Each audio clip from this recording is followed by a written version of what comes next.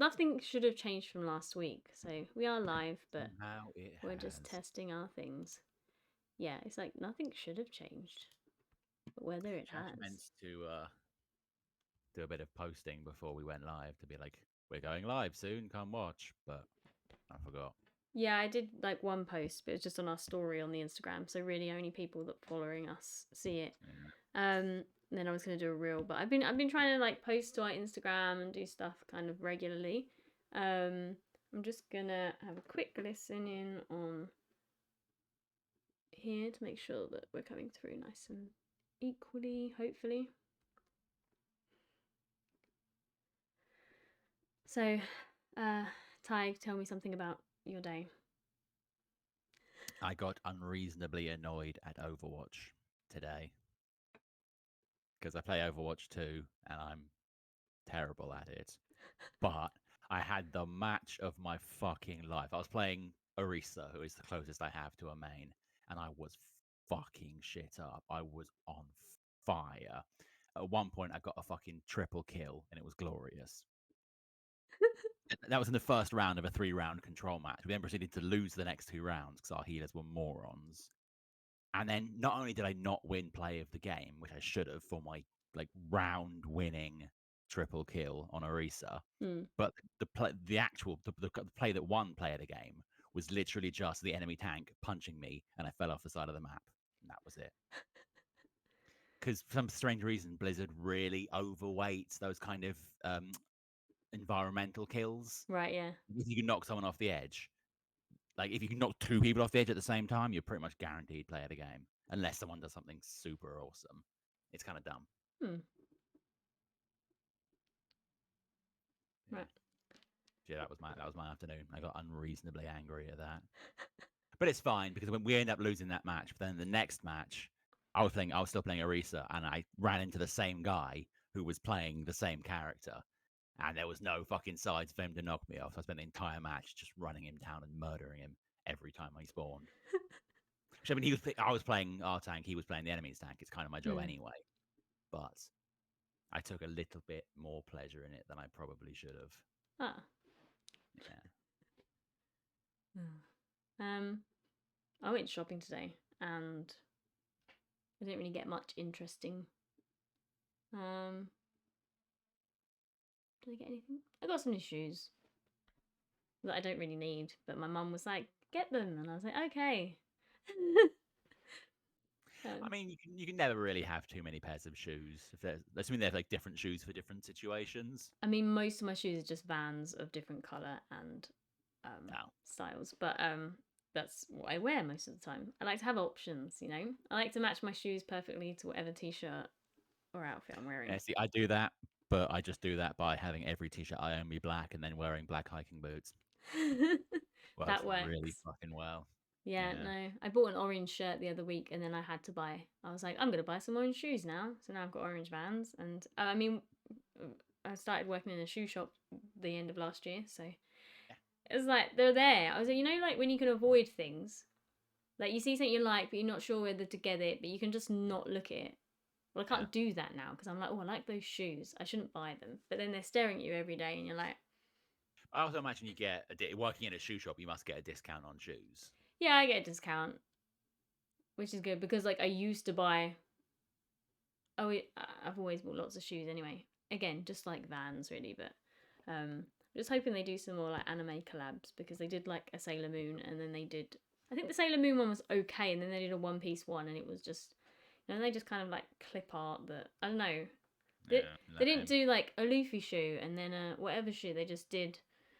Yeah. Here's pictures of all of them, but I mean, do a shoe that's just like the sole is made to look like Luffy's sandals, and then you have like his feet, and then little. So when you wear them, it looks like you've got Luffy's feet. looks like you got Luffy's feet. Yeah, I would 100% wear that. You would. Yeah, I don't know. I didn't even like the Harry Potter ones they did really. They did because they I mean, that's made I was like, yes, I want some Slytherin shoes, and then they made them like really shiny green snake skin, and I was like, I'm not down with that. Just yeah. a black and green with like silver laces maybe, and the logo on would have been nice. Just a Slytherin shoe, but not like OTT. Just Yeah. you know. Um, anyway, we're here, and my chair went clack. Never good. I feel like, yeah, you were just saying that you've had a good yesterday. You've like caught up and finished some stuff, and Been a good couple of days of content. yeah, I think it's been a good couple weeks. I think I've had yeah, it's been pleasant. I've low on the manga, really kind of, but very high on the anime and just TV. I think in general. Did I go cinema? No. What was the last? I think I went cinema before the last stream actually. I can't even Went to remember. Ant-Man, didn't you? It was Ant-Man, yeah. We talked about it last week, didn't we? Yeah. Yeah. But I've just booked tickets to go see Mario because the tickets came out, and I was like, yeah, okay. And we're gonna go see it in the 2D IMAX, because I don't really like 3D, and it's just a little unnecessary. But it's gonna look epic, and I'm excited. I just saw IGN, which is not. I never take it as whatever, but they gave Dungeons and Dragons a 7, which is what I'm expecting the film to be. Just like an alright, fun film. Nothing special, nothing terrible. So hopefully that's correct. I kind of want to see it, but at the same time, it's like I don't really need to see it. It's gonna be a decidedly average film. It's definitely a film I can wait for it to hit streaming. Because I mean, I've spoken to a lot of people. I've seen some early reviews, and it's all like, yeah, it's a decent flick. If you like D&D, you'll enjoy it. I do like D&D, but yeah, it just doesn't really feel worth it. I do really want to see Creed, though. Creed 3, to be specific. Right, yeah. Because I've heard a lot of very good things about that film. Jonathan Majors kills it again. And apparently it's literally just a 2-hour like anime shonen fight sequence. And yeah, I'm all about that. Because obviously it's directed by Michael B. Jordan, and he's a massive weeb. So he's just taken huge influence from sort of various anime, and I'm all about that. Yeah, someone I couldn't remember if it was you or my friend who goes to the cinema all the time that saw that said to me about it being just like watching an anime. Like it's the closest thing. But yeah. I need to figure out how to get rid of bots in my chat. In our chat. I'm in mod. I'm in mod settings, but I don't know why I can't then click and just like get rid of it. I mean, as long as it's spamming links and stuff. Oh, it's just like one thing saying we can get you extra followers and whatever. It's fine. It will go. I'll just. I was going to say we can't really be that picky about who's in our viewing numbers.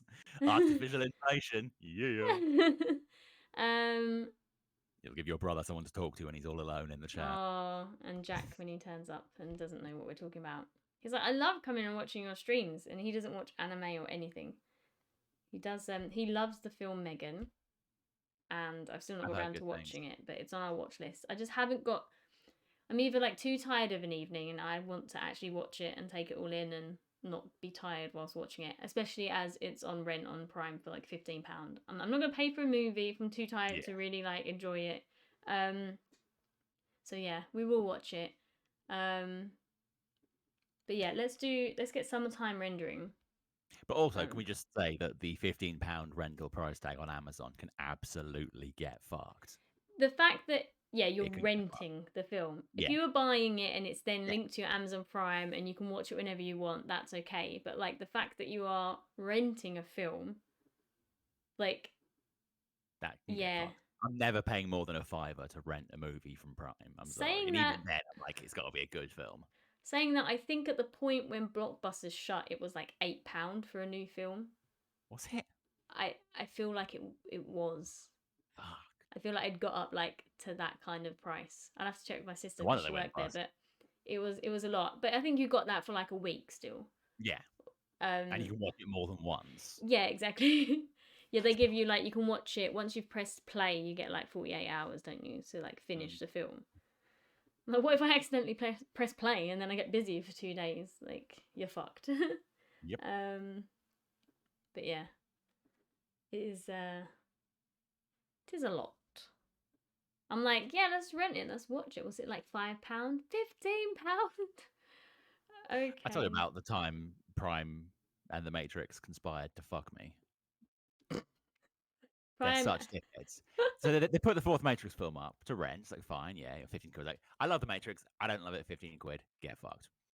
Wait about a week or two. And I was like, yeah, The Matrix, Reload, whatever. The fourth one, whatever. Free to watch. Duration 2.5 hours. Fucking awesome. Pop some popcorn. Pop a post about, oh my god, I'm finally gonna watch The Matrix. Hit play. It plays the trailer, which is like 90 seconds, and then hits you with a, if you want to watch the whole film, you can rent it for 15 quid. No, fuck you. Don't say play, duration 2.5 hours. Then when you hit play, be like, nah, sorry, it's a 90-second trailer, and then a fucking advert. Fuck you, Jeff Bezos. I know you're listening. Fuck you. Yeah, I think it's one of my least favorite kind of interfaces because it's like some of it's free, some of it's not, and that's just confusing. And like, say you sit down, you're ready to watch something, and then it's like, oh, this costs so much money, and you're like, oh, It grand. literally said free to watch now with Prime. Yeah. As if it was a film, but it wasn't. It was the fucking trailer. Who has a whole separate entry on their menu just for a fucking trailer, but lists the duration as 2.5 hours when it's a 90-second trailer? The other thing I hate, this is Crunchyroll now, but when Attack on Titan came out the other week, which we'll talk about, on the top of the page as you went onto it, because it was the day it released, Attack on Titan, watch now. And in my head, that watch now button's going to take me straight to the new episode. Did it? No. And it's like, why? Like, surely it will just go to the new episodes. Then I had to go back to like my continue watching, and then it does the annoying thing of whenever like you finish the season, it takes you to like these specials, and it's like, I don't want it to always be there. Just finish and just then, because otherwise, then that special is on my next to watch list when I don't want it to be. I want it to be whatever the new episode coming out will be.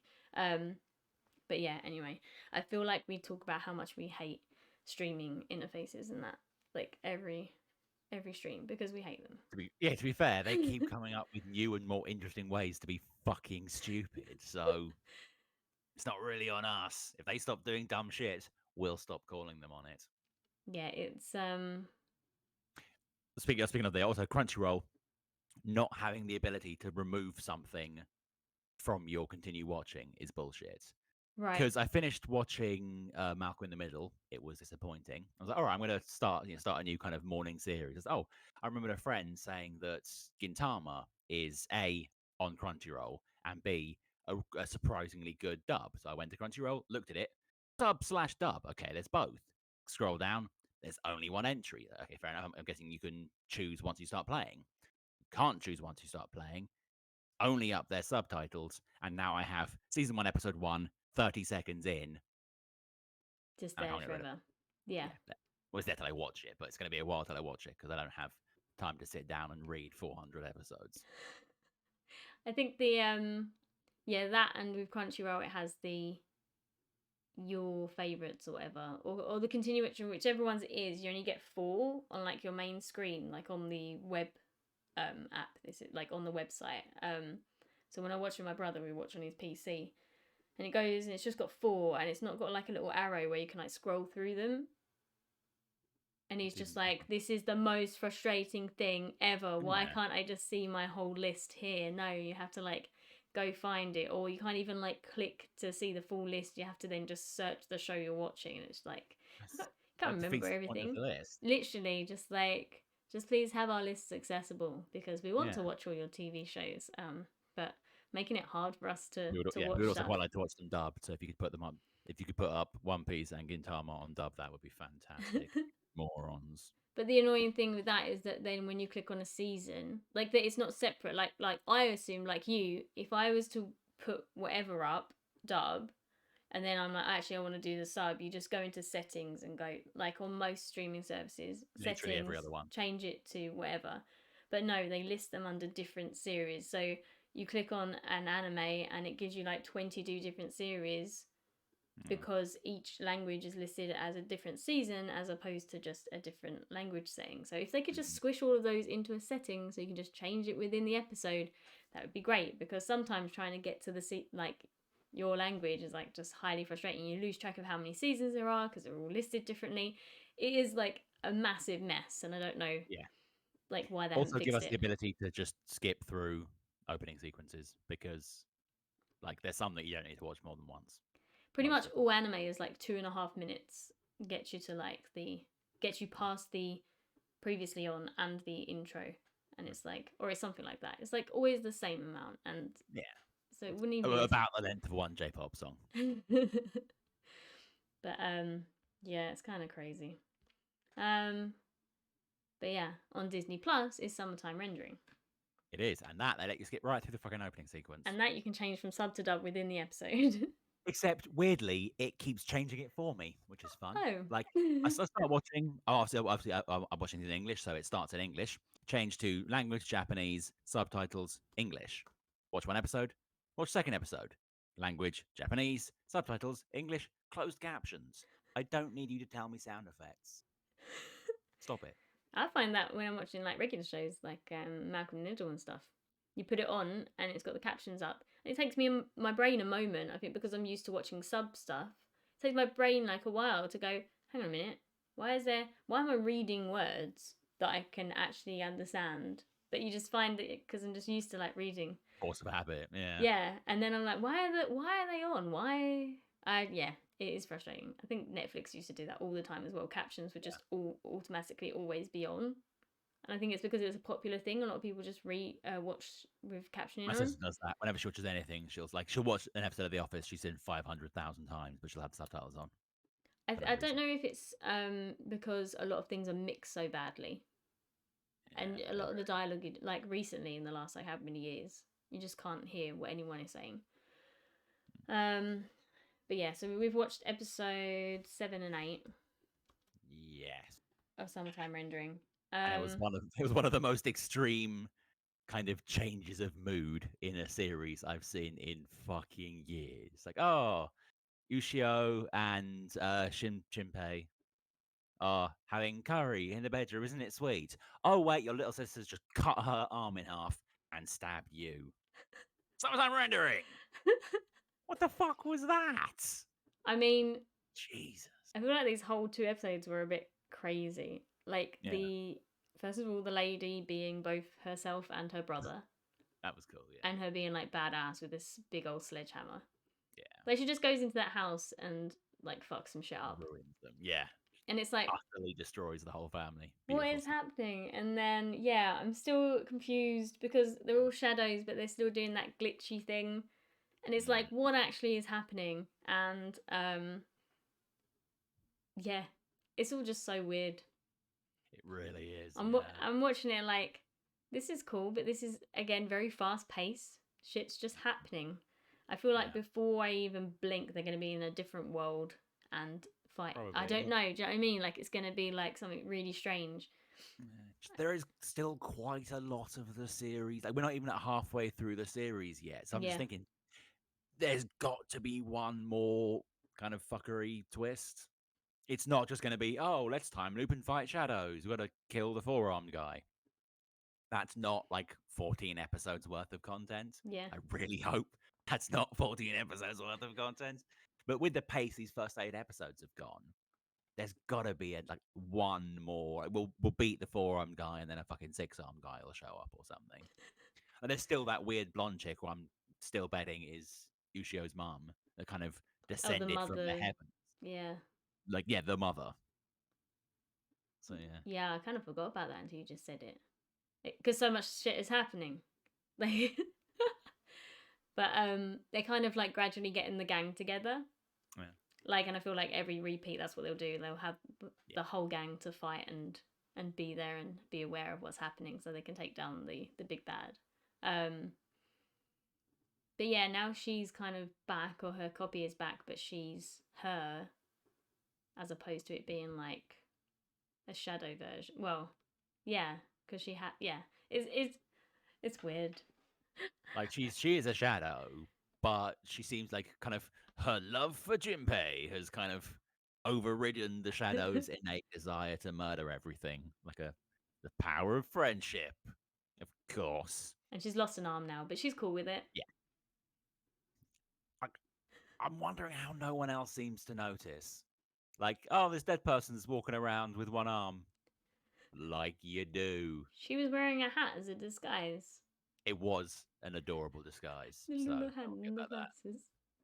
And sort of weird little dungarees. It was a fun look. But Yeah. Very strange show. yeah, still very pretty. It's a nice looking show. Like It is. it's animated well, and I like the It opening. is. I skip it. Do you? Yeah, every time. Watched it Every once. time. Skip it. Yeah. I was eating, so it was just there. Nah, fair I enough. was like, I generally do watch openings of things unless I really dislike the song. I have to really dislike the song, or I'm watching with my brother and he just automatically always skips. But like when we watch Trigun, I'm like, don't you dare, because I really like the opening. You're like, I skip it every time.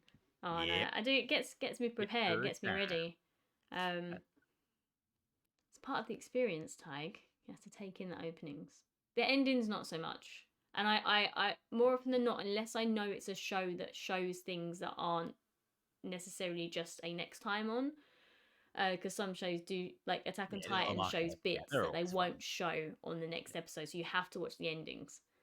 But a lot of shows just show you something that's going to happen next week, and I'm like, well, I don't want to see that because I'm going to watch it in like a week. Like I don't need, yeah, I don't need it. So I generally just, yeah, Straight. stop.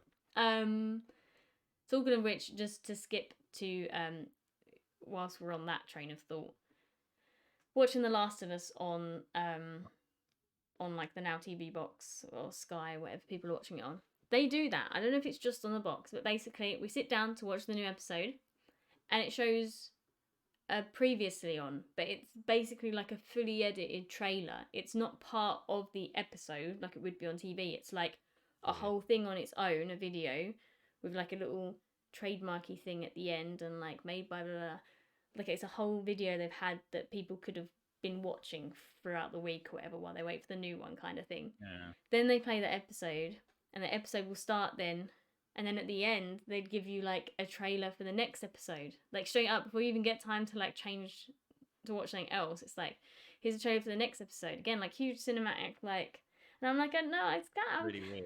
it's a week away. I'll just wait. I don't want to spoil. I don't need a trailer for every episode of something that I'm watching. No. Because I will just watch the episode. Like a trailer for something that only lasts 40 minutes is going to be like highly spoilerific. Yeah.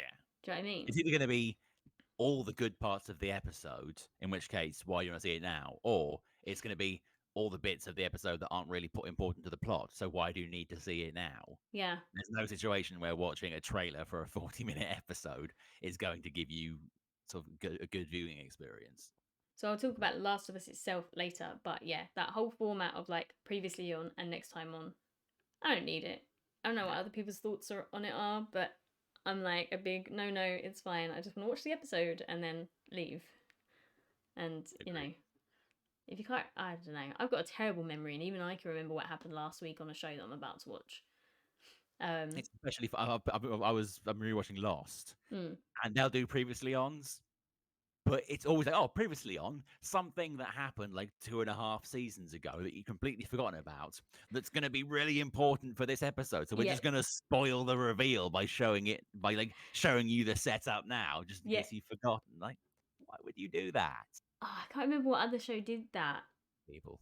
Maybe it was when It was I don't quite know if a it was. 90s thing to do. A lot of 90s shows did that. I was going to say it might have been when I was rewatching Buffy, because there's something that I've watched again with Sean in the last couple of years, and it was like that. And you see the recap and you're like, well, that's going to be relevant today. Like, yeah. And you're like, well, that's, yeah. What a spoiler. But they did set up one really cool bit where in the season 5 finale that was meant to be the last ever episode was previously on Buffy the Vampire Slayer, and it just showed you like a little clip of all 5 seasons up to that point. Right. It's quite a nice little kind of flashback of here's the entire Buffy the Vampire Slayer, and now the last ever episode that actually isn't, because he got 2 extra seasons and then used up all his luck on those 2 seasons and then never got a show to go the full duration ever again. Yeah, we watched. I don't know what we were talking about. Oh, Rob just put that a season of 24 spoiled a massive twist by putting a dead character on the poster. Oh, 24. Yeah, it's What stuff like that that. show was only good for the memes. I just remember when my brother was watching it, that having the ringtone constantly going, and I was just like, and I was not a fan, and I wasn't watching it, but that it was just stuck in my head, and I was just like, why are you watching that show? So that is, I really like the first few seasons, but then it got to the point where like, all right, this is the start of the season, so I wonder which member of the CDU crew is going to end up betraying them, and I wonder which member of the enemy team is going to swap over and join us. It's like they just do the same shit every season. Write a new storyline, please. what else was I gonna say? Oh yeah, we watched Smile Time. I don't know what made us want to watch Smile Time. We were out, and I know one of us must have quoted it. Something about a towel. It was like there was this guy with a towel over his head. There's something exploded, and then we were like, in my head, I was like, oh, we should watch that later. And Sean obviously had the same idea because after making dinner, I walked into the living room and it was on. And I was like, oh my god, this is what I was going to say. Let's watch Smile Time. So the other night we just watched Smile Time. And it's just as funny as it ever has been. Only that you get hit by the sadness because it's the same episode where Gunn is losing his like lawyer brain, and he goes and he signs the papers to get his lawyer brain back, and you're like, you just fucking killed Fred, mate. Douchewad. Anyway, and then you know that like a couple episodes later, that's it, she's dead. But still hurts. It still hurts. It's such a good episode though, Smile Time. It is, yeah. Yeah. I'm definitely glad to do a Buffy Angel rewatch soon. Yeah, like I said, we did Buffy, then we started Angel. I think we got to the stuff where Holt is in it and shit's about to go down with Wesley and what's her face from Wolfram and Hart. I've forgotten her name. Lila, that's it. But we never actually made it to the end of that season. And to the Connor being kidnapped and whatever and taken by Holt. But yeah, I don't know why we stopped. But yeah. I mean, because that next season with Jasmine and that is a bit It is, yeah. But then the season after that is But then the season after that is the best. Anyway, what was we talking about? Sometime rendering. Previously on Next Times on. Yeah. That's how we went on that tangent. Trigun. Oh, I love it. Yeah, I've got to say, like, I know certain kind of hardcore OG Trigun fans aren't really enjoying this sort of reboot. I'm fucking loving it, man. These last 2 episodes, like the last kind of 3 or 4 episodes, have all just been like ridiculously good. Yep. And I despite just having talked about how much I love it, I somehow forgot to watch last week's episode, so I had 2 to watch this week, and they were both fucking stonkers. Like, great episodes. I thought we were going to get like a "This is why Knives is actually quite good, and you should relate to him" episode. But then no, we didn't at all. We got a "This is why Knives is a sociopath. You should be terrified of him" episode, and I'm here for it because I don't like relatable villains. I want my villains to be horrible. I want an excuse to hate them. And we had about 4 or 5 just in that episode. It was awesome. Yeah, he's kind of Bash. Yeah, both episodes were really good, really strong. We were getting a little bit confused about where people were going from point A to point B and how they were getting there so fast and where everybody was. But I can overlook things like that because the action and everything that's happening is great. Yeah, I feel like the way that this is all being done, and like in terms of the comparison between like the old and the new, I keep commenting on things saying, guys, this show's great. Stop comparing it like to the original. I love the original, but like if you just take this in as its own show, like there's no need to compare it. Just enjoy the fact that you've been given another really great show. Exactly. And the creator has put out a little thing basically saying that this is more about the story of the 2 brothers You know what I mean? It's like a new thing. Just enjoy it, and it's being done so well. Um, yeah. The only thing I will say is that they released, so before last episode, or like the day the second from last episode came out, Crunchyroll kept posting like a fight between brothers or something. And I was like, oh, that must be the name of the next episode, like the most recent one. I don't think it is still. And I was getting really confused. And the poster they released is literally the two of them fighting with like all this stuff coming out of them. And that didn't happen in this episode either. So I don't know if that's like where the end of the season is heading. I'm guessing so, yeah. But I was like, oh, spoiler. I was like, I mean, it looks badass. And also in that poster, it's like his hair is like really straight up, where he's like falling through the air or like something's happening. And they're like, oh, that's a nice little homage to like, his original hair.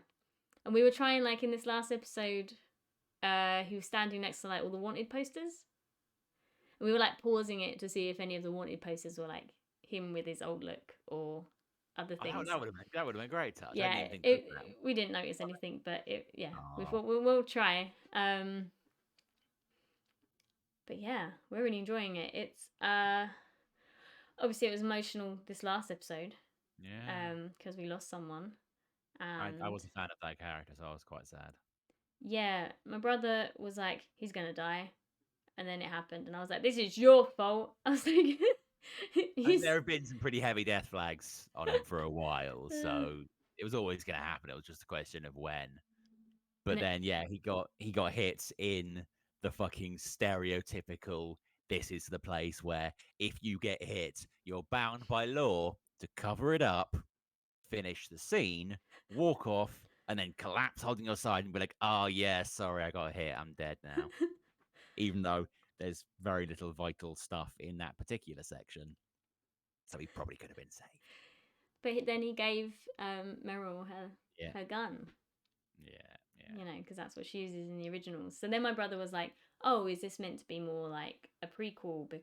And if we get another season, she will go on to meet like Millie. Because in the original spoilers, if you like, you know, everyone dies or a lot of characters die, and it's like, oh, I wonder if. So I'm just waiting for people to die, and maybe they won't if they're going to carry it on for another season and kind of stretch out the story, because they're padding out all of the backstory with Knives and Vash in this season.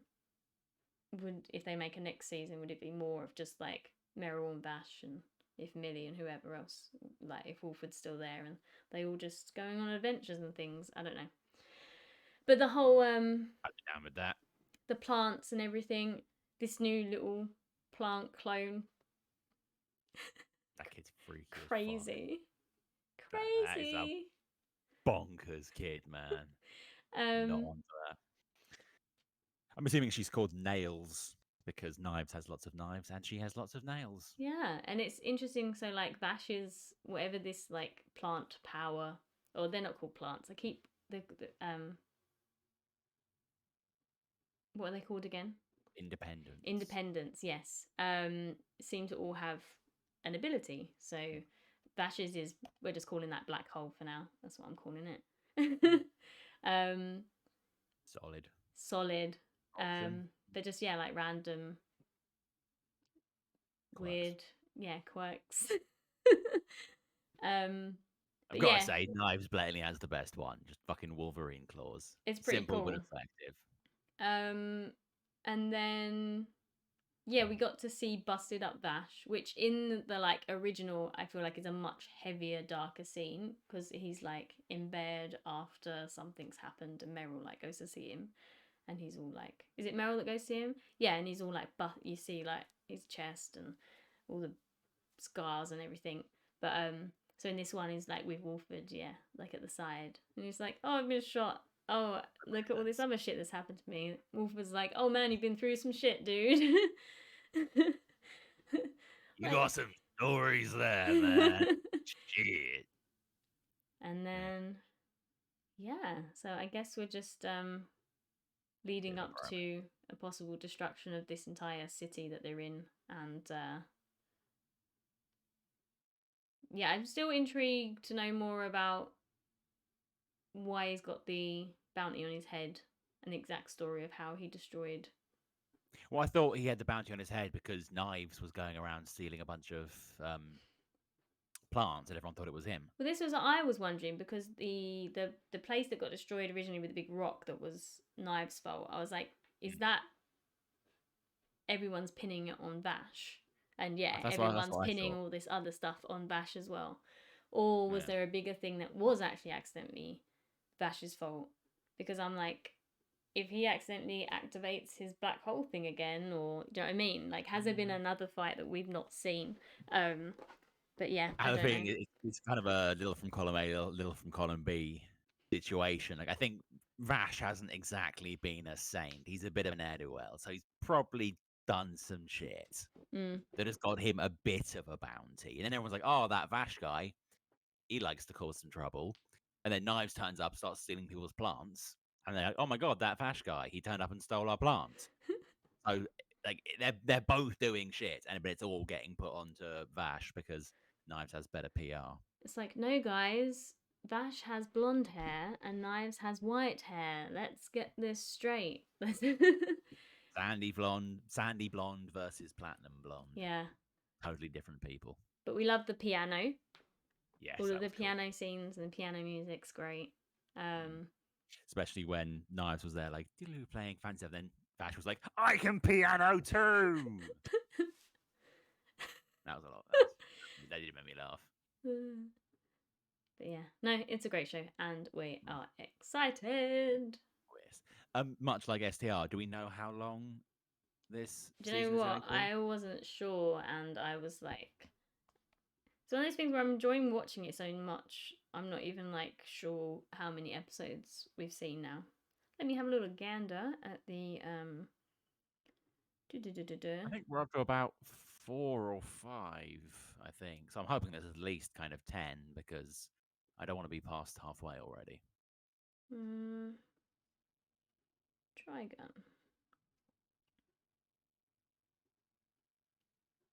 So that was episode 10. So I'm thinking that they're going to do a 12 and it's going to be, yeah, like a 12 episode season. We're 10 episodes in already. Yeah. Fuck. It's flown by, man. Mark Yeah, of a good because show, but you just swallow it up. I think you came in and watched them all together to get caught up to like episode 4 or 5. And then, yeah, you've been watching it weekly for like 4 weeks or whatever. But yeah, so I'm feeling like it's coming to a close and it's going to be 12 episodes, unless they're doing like 12 episodes and a break and then another 12. But for such a big, like CG, probably big budget anime, I feel like 12 might be it. And because they were probably also worried about how they was going to get received with the whole it being a remake ish type thing. So I think probably if they do it at 12 and then hopefully get renewed for another season, that would be good. I think that's probably a solid bet. Yeah. 12 with hope of renewal. Also, because time wise, like other big animes are coming back as well, like for the start of like the spring season. So when's JJK back? I feel like that one's due. Am I getting my hopes up that it's? Is it July or is it earlier? I'm just wondering. Like, I've now finished Mob, which we'll get to in a bit. I was going to start To Your Eternity next. Okay. But if JJK is back quite soon, I might start that first so I can be caught up before. It's July, so you've got time. I got plenty of time then, yeah. You got plenty of time. Sweet. I'm trying to think about what was coming back in like the April era, but I know Magus Bride is coming back, I think in April. Okay. Obviously, we just had Attack on Titan return, but it was just a one-off special, and rumor is that's coming back for the next like 1 hour special in the fall, which is good.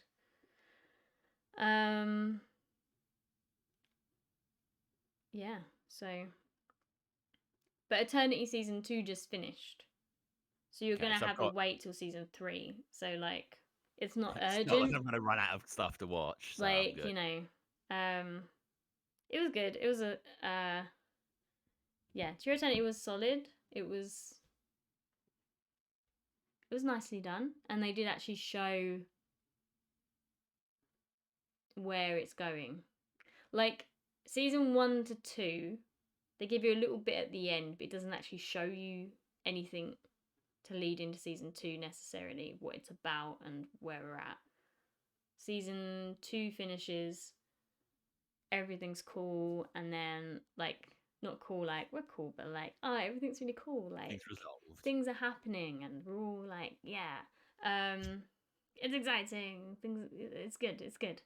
And then we get like an after credits thing of the credits started rolling and I was like, they're not showing us anything, and then it happened. And yeah, it gives us a little precursor into what the next season's going to be about, basically. Because every season's very, very different. A lot of manga readers are like, here comes the really boring season. But I actually, when reading the manga, like the season that just happened was like really cool. But also this season, because I think I read all of that in one go.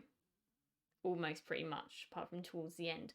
So then this next arc I read week by week, like for the whole arc. So I was like super into it. And then the new like arc 4 has just started and it's really cool. I was worried. I was like, where are they gonna go? What are they gonna do? To keep this completely random made up story in my head, I'm like, I don't know idea where to take this. I don't know what they're gonna do. But it's great. I love it. We're only like 4 or 5 chapters in, but it's I'm really enjoying it. I'm intrigued to see where it's gonna go.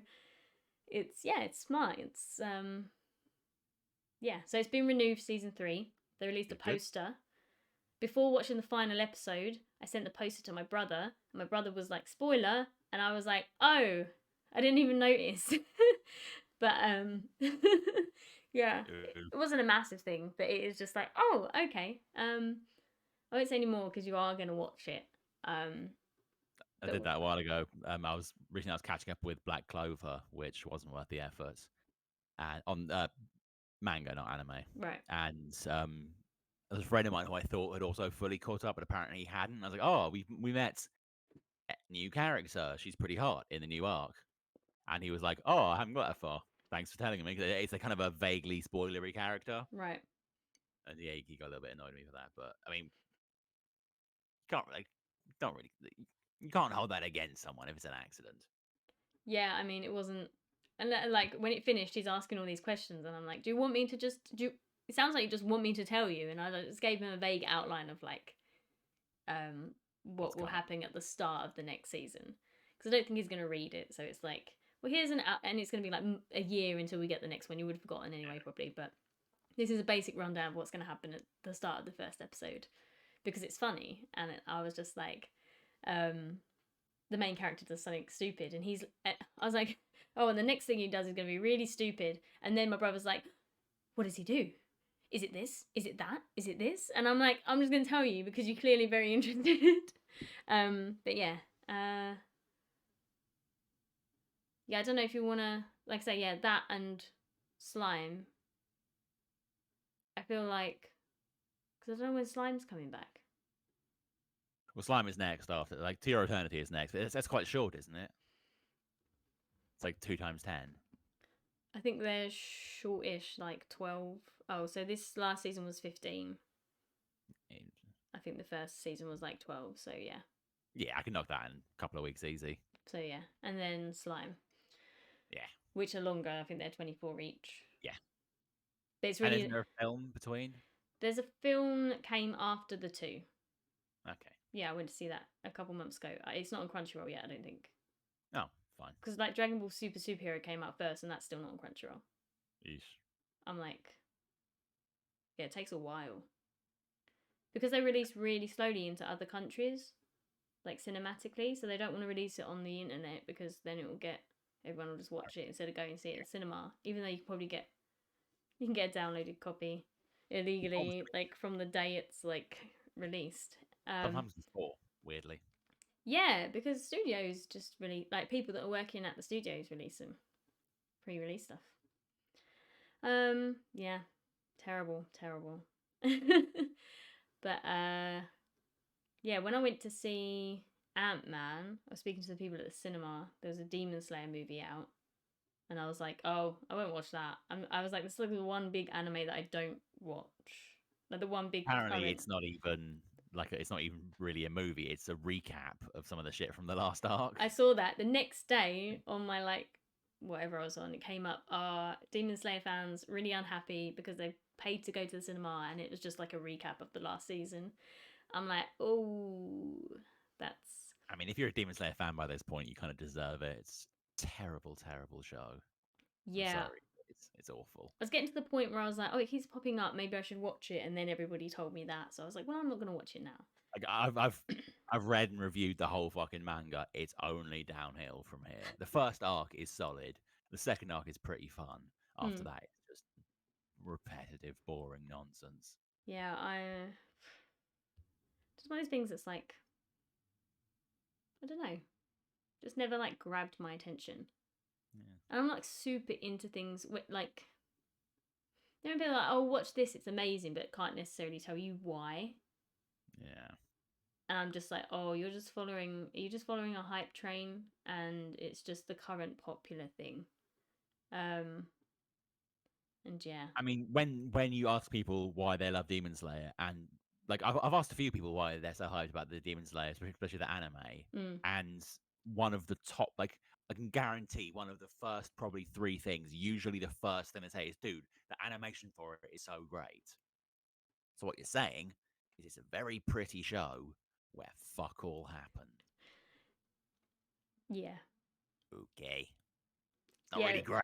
Is it? Like, there's some shows I've seen that are incredibly well animated that are also, Awful. worth watching. Oh, other ones that are worth watching. Yeah, and Yeah. in the same way, if a show is animated like not amazingly, but it's a great show, you can kind of get by. You can deal with it a little bit as long as it's not horrendous. Yeah. Like Seven Deadly Sins. Here's a No. lot of still frames. There's no animation. Just a Yeah. lot of still frames, like Promised Neverland season 2. I can't believe they Uh, got away with that. I Well, they didn't, to be fair. I'm but so frustrated. I think because it was during lockdown as well, and I blazed through the first season, and then was so excited that the second season was like already like coming out because I was behind getting on the first season, and then yeah, it just destroyed all my hopes and dreams. Yeah, I can't remember what the next thing coming out said. Oh, the Suzumi. Is it the you know the Oh, the new Shinkai film. yeah. Yeah, it's yeah, I think something like that. It was Your Name, wasn't it? And then I'm sure it's called like Suzumi or Lettering with something You. like that. Anyway, the song I'm listening to, because the song in the trailer, because I've been to the cinema a couple of times, they've shown the trailer where nothing happens. I think I mentioned this. I had no idea what the movie's about. It's just some pretty stuff, and I'm like, okay. And then I watched the full trailer. It looks amazing, and the song, I love it. And then I played it to Sean, and I was like, I know it reminds me of a different song, and it reminds me of the song that they released for one of the songs that was released for Kingdom Hearts 3. But yeah, it's Suzumi or Suzume. I imagine it's Suzumi. It's a good song. I've added it to my playlist. I'm actually not sure I've seen the trailer. I saw the first trailer where nothing happens and was like, I'm down with that aesthetic. I'll be there. But the new trailer does actually show you the story, and it's interesting. I like it. It's very gave me the vibes of like I don't want to say Ghibli, but you know the game that Ni no Kuni, yeah, the film of that, I never saw that. but prettier. And that's the thing. This film looks amazing. It's like, oh, I'm gonna have to go see it at cinema. Yeah. But it does actually look like a good film. I think better than Your Name because it's more mystical and adventure-y as opposed to just I've got to say, I plain don't know out if it's just weird. I think it's just that everyone really overhyped Your Name for me. When I eventually got around to seeing it, like I enjoyed it. I thought it was a solid flick, but it wasn't as good as everyone made it out to be. I actually preferred Weathering with You, the next one he did. Yeah. Everyone told me was shit. Yeah, when I think the same. By the time I watched Your Name, and it wasn't what I was expecting. I think I said to you, didn't I? Because I watched that real life movie that's about the same, well, a similar thing where see through each other's eyes, and it's like they live each other's lives a bit, and then the whole movie is about them finding each other in the real world. But because this has time, whatever's happening, I was like, oh, this is, and neither of them seem to make, whilst they're switching lives and then they're leaving notes for each other, but neither of them are making an effort to like find out where they live and meet each other. And I was just like, why? The first thing I would do is try to go and meet this other person. Yeah. Like, come to my house, dude. Like, You've seen where I live. You've It's seen- not hard to find. is just, yeah, like totally crazy. And then they instantly would have been like, oh, this isn't the same time or whatever. Or yeah, I don't know. Anyway, it was still good, but yeah, this film looks amazingly pretty and actually is like an action-y, like a adventure, kind of mystical vibe. Howl's Moving Castle, you know, magic and adventure and Sounds good. yeah. So I will go see that. I still not got round to watching Puss in Boots. Oh, yeah. I've heard it's good though. Yeah. Really And the is next thing that looks good, same animation-y style, but more animated cartoon, is the new the new Teenage Mutant Ninja Turtles movie by Yeah, Seth Rogen. it's like it's called like it's not Secret Reviews. That's the live action one. But it's something like that, isn't it? I have It's no got a idea what subtitle. its subtitle is. But yeah, I saw the trailer and it didn't really grab me. I didn't like it. I thought it was Nah. funny. I was like, oh, they're all young and they don't know what the hell they're doing. Do we really need another origin? If I'm going to watch a Teenage Mutant Ninja Turtles film, I want them to be just like being badass ninjas. Right. I don't need to see yet another superhero origin story. We've seen it like a million times. Oh, I think it's nice though when you get a creator who is like, I'm most intrigued to see it because it's something being created by someone who's truly passionate. Like that's when I like to watch something, and I'm more open to watching it because it's like this isn't just a Hollywood rehash. This is a super fan nerd who's got money and it happens to be in Hollywood that can make these things. Like the Green Hornet. Did you watch Green Hornet that Seth Rogen was in and I think produced? Yes. Right? That's a great film. Yeah, it was surprisingly good. It's such a great superhero film. It's not too grand for itself. It's got two great lead characters and a good baddie in Christoph Waltz or Christoph Waltz, yeah. Yeah. Fantastic. He picked some weird shit to be in. But he's just like so cool, and yeah, it's a good movie. And that was like it was like a passion project. It's like, yeah, and you can tell because it's really well put together. Yet it was like a complete and utter flop, and I'm like, it's just unfortunate because it's a great film. Weird. Yeah. But yeah, there's a MythBusters episode where they do like myths about the car and that. Yeah. That was so cool. I love MythBusters. I love MythBusters. So good. The last couple of seasons are a bit, but when it was at its peak, it was awesome. I just love like getting two people who are completely different and have like different backgrounds and different kind of ways of thinking and asking them to do the same thing and seeing both their minds work and like what they come up with, and you're like, oh my days. And very, very rarely they have like the same idea and they're like, that's what I was thinking. It's going to go horribly wrong. They both have the same idea, which means they're not there to kind of balance out each other's inputs. Yeah. It's going to be an absolute catastrophe. But I was quite sad when I found out they actually can't stand each other in real life. I don't think it's that I feel like they get along, but they wouldn't be friends. It's like they're, as far as they're concerned, they're just work colleagues. Like they don't go to each other's weddings, they don't see each other off set. Like they turn up to work, they work with their partner, yeah, and then when the day's done, they leave the set. And don't get me wrong, I can imagine like Jamie is like a very stoic, like chill dude, right? And Adam is like ADHD overload, like constantly wanting to do stuff and move, and his hands are always busy, like tapping on stuff. And I can imagine Jamie just being like being frustrated. And he's older as well. I don't think he's much older, but he is older. Like when they started, I think Adam Savage was in his like late 20s. Yeah. And Jamie was already probably like late 30s, 40. I don't know. I think there's an age gap, but yeah, Probably not that. I'd say like I think Adam was like late 20s and Jamie was mid 30s. Mid It's not. 30s. He just looks kind of older because he's got like the big moustache But and he the still fucking looks the beret. exact same. True. He's immortal. I love that every episode he wears the same thing. It's just, but and I feel like that's what he just wears though in life. He Like opens his that's his wardrobe work and it's uniform. just the same things. He's just got a wall filled with berets. But like, and I love his glasses. They're like steampunky, like, Yeah, and they come down the side. I bought a I pair, really but wanted it. because they're like steampunk sunglasses, they're like way too big for my head. But those pair, they're like really expensive. Like they say, like how expensive those glasses are, and I'm like, ooh, love some of those, but I don't know if I can. Not for that much. Yeah, not for that much.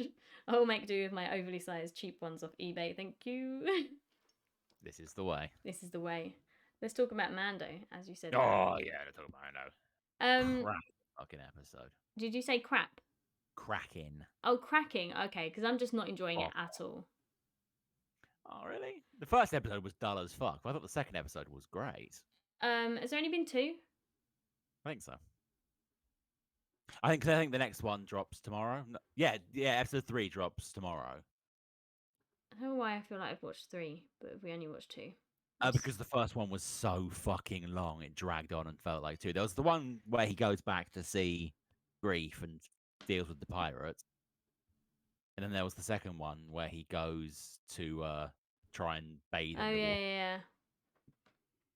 I think here's my thing about the first episode. Okay, let me get my. We're gonna talk about the Mandalorian. Oh yeah, I'm gonna consult the notes.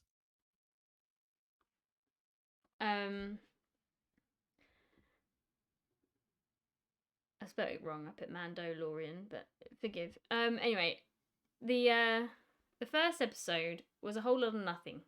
Yeah. It was literal. I hate when, and people on the internet are raving about it, and I'm like, nothing happened. Nothing had any consequence. No conversation had any weight. Literally nothing happened. You know, when two people, there was a literal conversation in it where one enters in the room and says, maybe we should do this, and the other person goes, I don't think we should do that, and then the other person goes, yeah, you're right, and then they both just leave, and it's like, what are you actually, why was that there? It really frustrates me as a viewer when the creators think that the viewers are that dumb that they're just gonna like eat this up and enjoy it, even though literally nothing is happening. The worst part is, it seems like a good portion of the viewers did.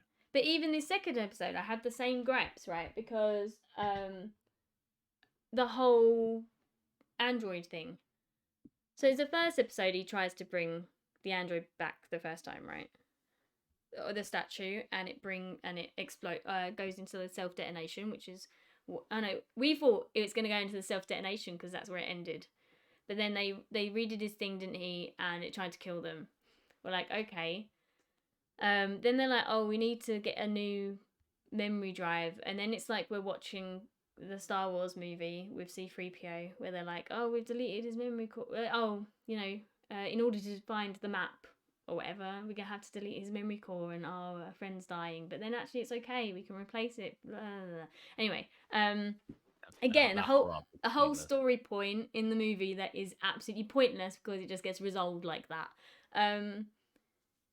And then he goes to the lady, and she's just like, we'll just have an R4 unit. And it's like, okay.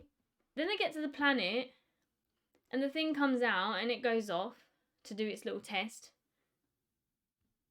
And then Mando has to go out and find it anyway, and he can thingy his helmet, pressurize his helmet. Yeah. So how much breathable air is in that? Like, I'm sorry, right? That frustrated me. And then because I'm frustrated because it was all unnecessary. None of it could have all not happened, and it wouldn't have affected the episode in the slightest, right? If he had just got a little meter thing, stuck his arm out of the spaceship, done it, yep, it's breathable, great. Like, why do you need a droid for that? Surely there's a device that can measure. I mean, it exists in our time, right? And I'm pretty sure we've seen, I may be confusing it with Mass Effect, but we've seen like ships just fly above the planet and be like, "Bwab, yeah, that planet's fine." You'd think so, wouldn't you? That's what I'm saying. Yeah. All the technology. No, I need a droid to go and scout the area with its 3 little wheels. Not get stuck, hopefully. No, but then it The gets least maneuverable droid in the galaxy. then Mando goes in and gets attacked by time machine wraiths or whatever they're called. They're not wraiths in Stargate. Remind me of the things from Time Machine that are called something else, but basically that's what they look like. And he's just shooting them all up, and I'm like, oh man, this is like where they live. That's these poor creatures. Like, you're invading their space. I mean, I guess it was Mandalorian to begin with, and then you learn when like Bo-Katan goes there, she's like, oh, these were here when we were here, and blah blah blah blah. Yeah, and then they go in the water, and he just disappears down there. She goes after him, pulls him up. There's a massive creature in there. Okay, but nothing happens with the massive creature. She just pulls him out, and then yeah, I'm just I don't know. I just didn't. I wasn't feeling it because of all those little like nitpicky things that are just frustrating me to no end. I'm just like hating on all of it. No, I fully agree with everything you said about the first episode, which was dull as fuck. But I thought the fight choreography was on point in the second episode. Like I with liked, Bo-Katan. yeah, when she Yeah. just whips out the Darksaber and her little shield starts fucking shit up. Spot on. More of that. And then the ending with the big eye. Good stuff. I feel yeah. She was pretty badass. She was. And I remember saying it like back when Din first got the Darksaber, I was like, oh, he should get one of those little Mandalorian laser shields and then just have a sword and shield. That'd be badass. And some fucking wannabe nerd dickhead on the internet, on Twitter, was like, oh, that's outdated tech. They wouldn't use that. It wouldn't work. It would be rubbish. Clearly, Filoni agrees with me, so shut your bitch ass up. I mean, More laser shield sword combat. It's cool. It does make sense. I saw your post before I watched the episode, so I was like excited to see that. It's nice to see Grogu kind of do some stuff in his own and like lean out to like actually communicating to people and grow on his own. But yeah, all the droid stuff and all of that complete. And I'd think to myself, without all this unnecessary shit from the first and second episode, you could have put all this into one episode. That's what frustrates me. I'm like, oh, you're creating like a whole season, but it's like just a whole lot of nothing. Like, I don't mind if there's a really pretty picturesque like shot of something, but it leads me into and it like lines me up with a feeling and that's what did me in the what's his name, Obi-Wan show, because there's just a whole lot of nothing. Or like shots of things that didn't matter, and then I just get frustrated. So anyway, I'm hoping that yeah, it'll get better because the dialogue's been really poor as well. Yeah. To be fair, the dialogue has always been poor. We can't really hold that against this season. Yeah, it's really bad. I'm like, not even Pedro Pascal can make that shitty dialogue interesting. Like, and then I'm gonna go from talking about the Mandalorian. If there's is there anything else you want to say about the Mandalorian? Nope. No. Okay. Because from one show with Pedro Pascal that I'm not enjoying really anymore to a show that is just freaking awesome. The Last of Us is just like, yeah, it's like one of the best live action shows I've seen. I can't even think what to compare it to, but it's just amazing. I love it. It's really understated. It's not like trying to be too big for its own boots. Everything's kind of very real, which is what I like. It's gritty, all very believable. Every episode is almost been like a movie. You know, it's like that kind of grand but also understated. It's really just found a place, like a really perfect place. And yeah, every episode has been good. Even if not much is happening, it's a great show. And that's what I really, really like about it. Pedro Pascal is amazing. Bella Ramsey is phenomenal, especially in these like last couple episodes. They've had the voice actors for Joel, Ellie, and also they've had like actual roles, and then Abby's voice actress and mocap actor, the actual actors, was in this last episode very briefly. And yeah, I was really worried that in this. Did you say you've not played the games? No. Right. I have my total engagement with Last of Us boils down to seeing people be nice about it on social media. It doesn't matter whether it's the game or the show. All I know about it is that everyone else seems to really fucking love it. Are you gonna watch it? Probably not. Probably not. Okay, so in the last episode, they go to this hospital, and the whole thing of the show is taking Ellie to this hospital because she's immune, and they're going to be able to make a cure from her. But when they get there, as in the game, they find out that they're only going to be able to do that by killing her, essentially. Joel finds that out after, like, when he first takes her, it's just, she's a piece of cargo. And to get what he needs to start his new life, he's got to deliver from point A to point B. As they journey on, is this whole, like, emotional journey, and they bond, and they're like father and daughter, right? Because he lost his daughter in the first episode. Yeah. And it's just like this amazing journey. And then you get to this point, and he's like, "Oh, fuck that." So he just fucking obliterates everybody in this. And oh my god, seeing this one dude take out like all these people for the person that he loves, at the expense of possibly curing the entire world, I just can't get enough of it. It was so freaking awesome. Like, literally, I loved it. I love it. I love him and Bella Ramsey. They're just amazing. Okay, so yeah, I'm just all for it. It was so good. I'm gonna watch it all again probably now it's out, and kind of like take it all in as one. But yeah, I'm excited for season 2 already, and it's like yeah, just really really good. I've watched people play the game. So I've watched my brother play the game, and I've watched. You know what happens in season 2. So yeah, I know what happens in season 2. Okay. And yeah, like, I don't, as angry as I am, and sad as I am at what happens in season 2, because it's frustrating as hell. It's the world that they live in, and it's how shit's done. People on either side are getting killed for whatever reason, right? And the whole thing in season 1 is like almost every episode they're saying about how Joel's killed people, including innocent people, to survive. Joel's done that.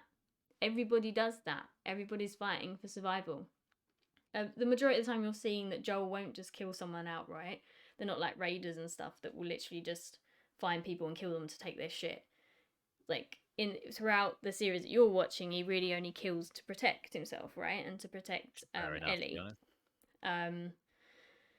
So that's why, yeah, I think season 2's like start point will hit so hard. But I'm hoping, because the second game starts quite however many years later, I'm thinking that they might give us a little bit of time before that event.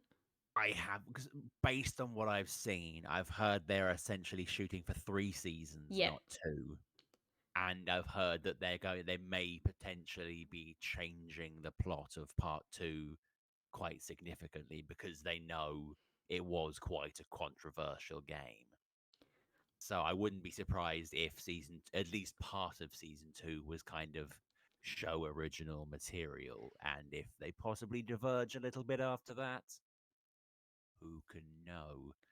But all we know is that Bella Ramsey is definitely signed on for at least season 2, and they've said they're not getting rid of her anytime soon. Even so, if they do a time jump, it'll just be Bella Ramsey with some slightly more old person clothes on. They're not gonna like replace her with someone that looks like her but 10 years older. Honestly, like, even with the real live actress who plays Ellie, she's looked the same for years. Like, and it doesn't change that much. Yeah, and like Ellie in the game, I feel like looks young for the age that she is in the first game, and she doesn't like age that much. I don't think Bella Ramsey's gonna look much older. Do you know what I mean? She might look like that when she's 28. Do you know what I mean? Like, it's hard to tell with age. She first arrived on Game of Thrones, which was a good 5 odd years ago. Yeah, I don't think it's gonna change all that much. And I feel like I've looked exactly like this since I was about 18. Anything that's changed is the length of my beard. A little bit of like makeup, make you look a little bit older, and like say costume. It's all it's all fine. Costume, attitude, lighting, way Yeah. more important. Um. So yeah, I would like to see more of their life together Mm. with like at Tommy's ranch. Before the events of the second game take place, because you've got a TV show and you've got the ability to do that. I'm not angry at the story of the second game. People like my brother, he was angry when he read about it and he refused to play it. Even though The Last of Us is like one of his favourite games, he absolutely loves it. And then he finally gave in and he played it and he was like, actually, like as much as he hates it, he's like, oh, it was a really good game. And the fact that a game can get such, and this story of these characters can get such an emotional like response from people Yeah. by I mean, I'm just kind of on a very similar vein. I don't think I've hated a fictional character with such a burning passion as I bear hatred for Micah Bell from Red Dead Redemption 2.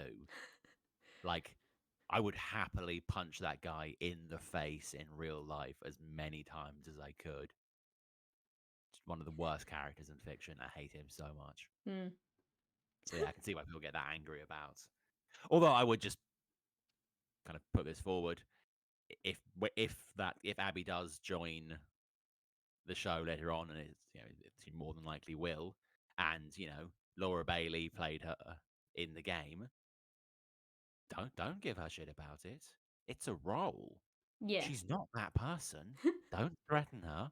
I love her. I will fuck you up if you threaten her. PSA. It is one of those things, though, isn't it? I don't know the actress's name, but in Ant-Man and the Wasp, when they go to the quantum realm, there's like this badass lady warrior. She's awesome. I was like, I'm gonna marry her. I was like, she's great. I was like, I've never seen you in anything before, but you're great. I don't know if she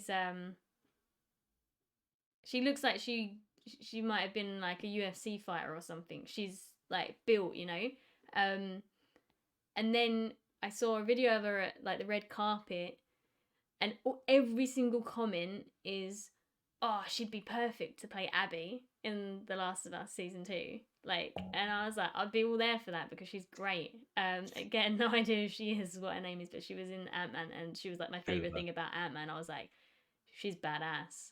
Um, but yeah, my brother put screw that guy to the Red Dead Redemption thing.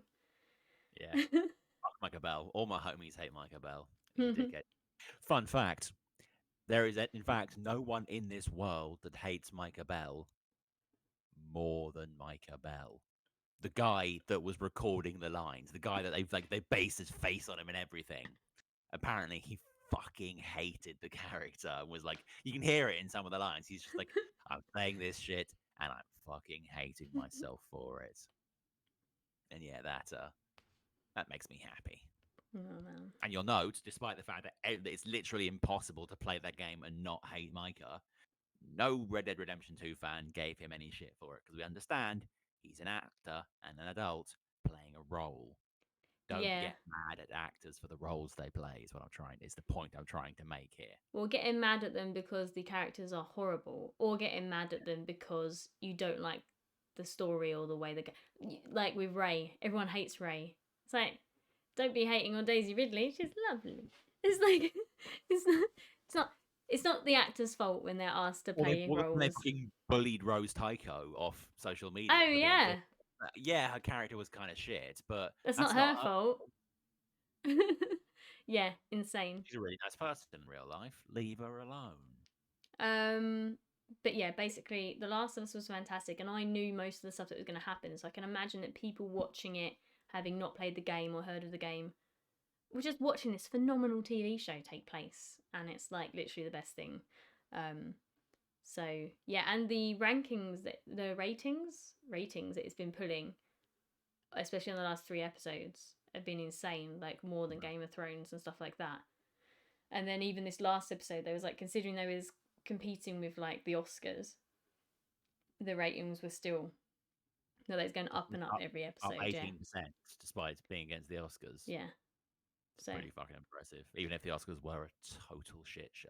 I can't watch award shows. No, Like, me either. It's gratuitous nonsense, and I don't see the point in it. but Everything Everywhere All at Once did absolutely smash it.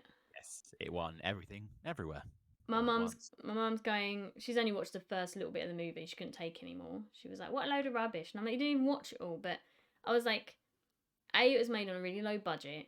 It was put together really quickly. For how complicated that movie is, for it to have been put together so quickly is insane. And by like only like 5 editors who won Best Editor, and they're all Well like deserved. self taught off YouTube and stuff. Like, Really? yeah, Fucking hell, that's impressive. um, you know that those actors that took that job took it because the script was weird and wonderful. And like for something so different to win at the Oscars, I was like, even if critics are like, "Oh, the movie's not that great," it's different. It was new. It was fresh. It was not the same as the other 100 movies that came out that year, and it was low budget. Well, low budget. My mum's 100 going, million.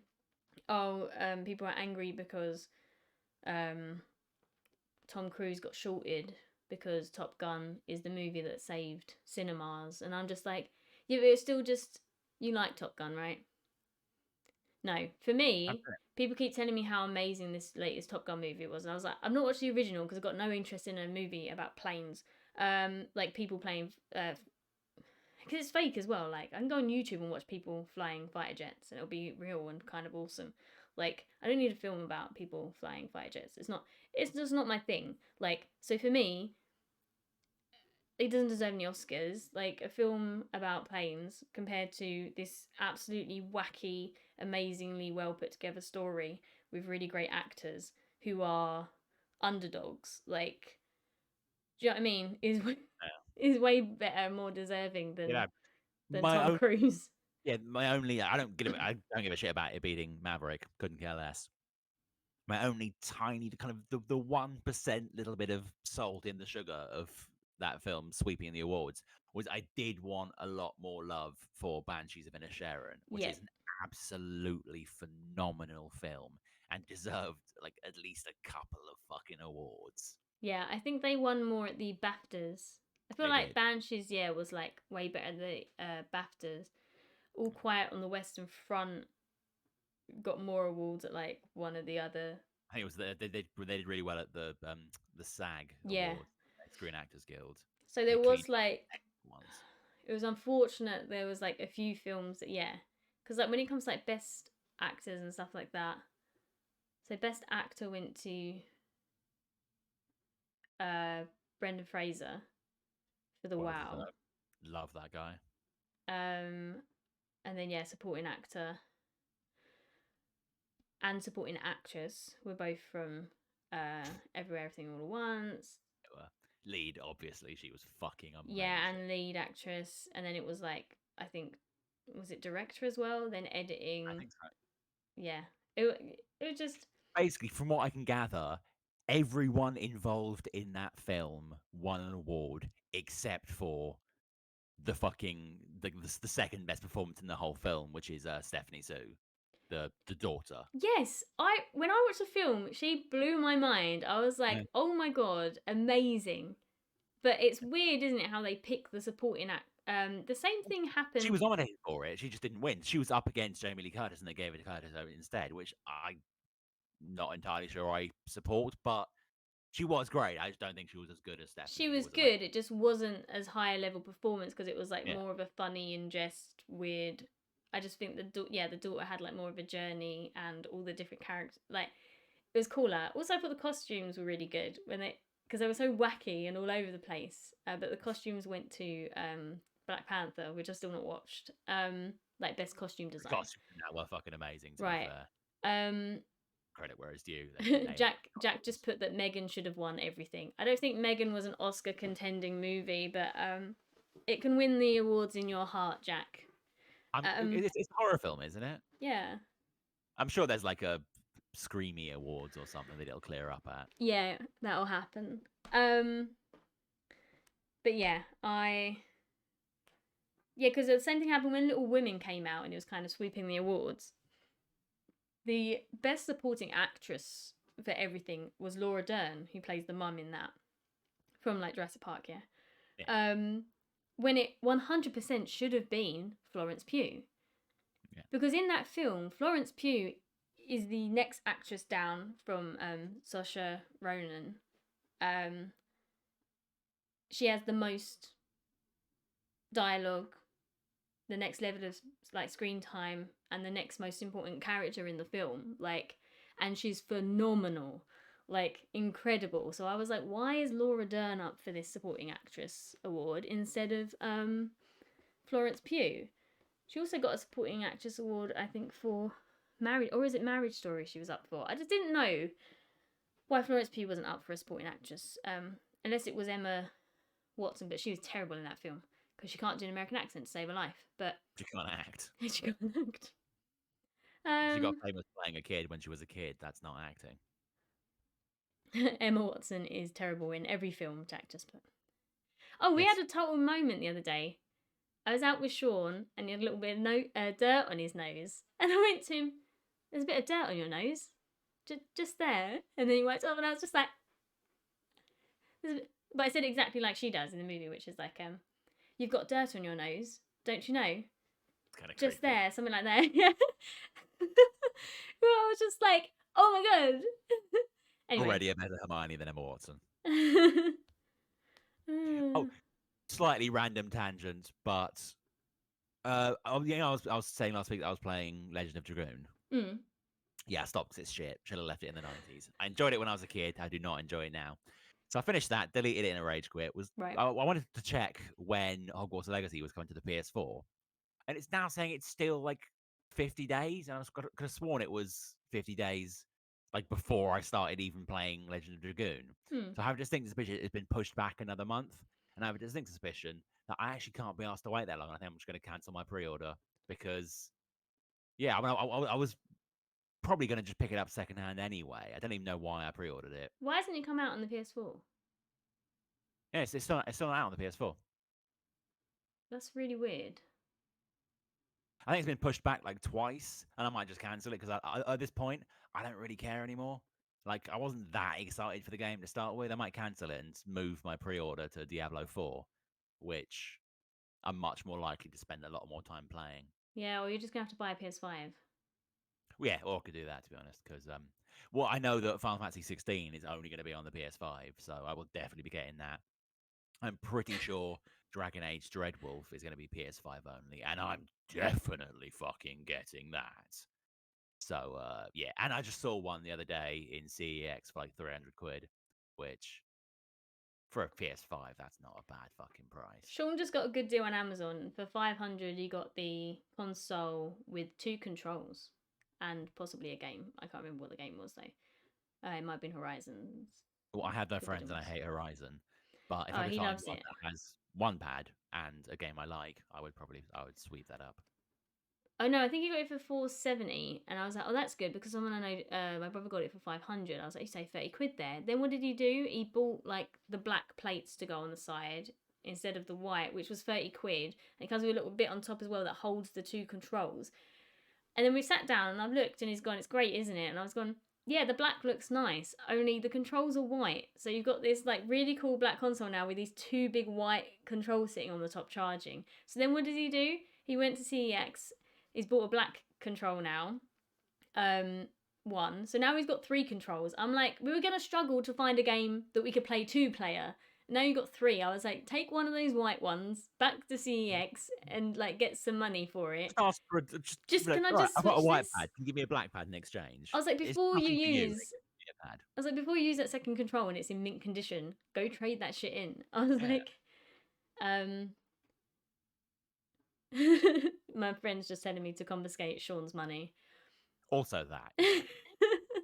He just buys, I always say to him, he buys things that everybody else thinks about these little things and doesn't buy them. Like little gadgets and gizmos that clip on things and help you do stuff. We think about them and go, oh, that'd be nifty. But he buys them. As soon as he thinks about it, he's ordering it on Amazon. And it's just, yeah, it's insane. I did just buy it. It arrived today from Amazon. It's like a cleaner thing. Oh It's wow. a little dust magnet for cleaning my keyboard because my keyboard is fucked. And I'm thinking it might be the dust, so I bought a little. It's like a little handle with a little kind of dust plug, and you just kind of sweep it over, and it takes up all the dust. Cool. But I think that's a fairly grown up purchase. I think I'm allowed to get That's a with very that. grown up purchase. Man. Old man now. Game wise, I bought the new Kirby game and I streamed that the other night. But we played it for like 2 hours and I thought it was going to be quite a short game. And then somebody on that came on the chat and was like, "Yeah, we actually had people. I had like 5 people drop Really? into my stream. Yeah, it was Nice. crazy. Because it's like a new game, but I looked and only like 400 people were streaming it. Wow. So I was like, that's that, and people were dropping into ours. Woo. Woo. And then yeah, it's a good game. And this person was like, "Oh, it's like 40 hours long," and I'm like, "What?" I was like, "That's like 20 streams if I do 2 hours a time. That's long. I don't want to." That's a fairly average duration for a game to me. I'd be kind of annoyed if a game was less than 40 hours. The last Kirby game was only like 6 hours or something. I'm happy with a 6-hour game because I will actually complete it.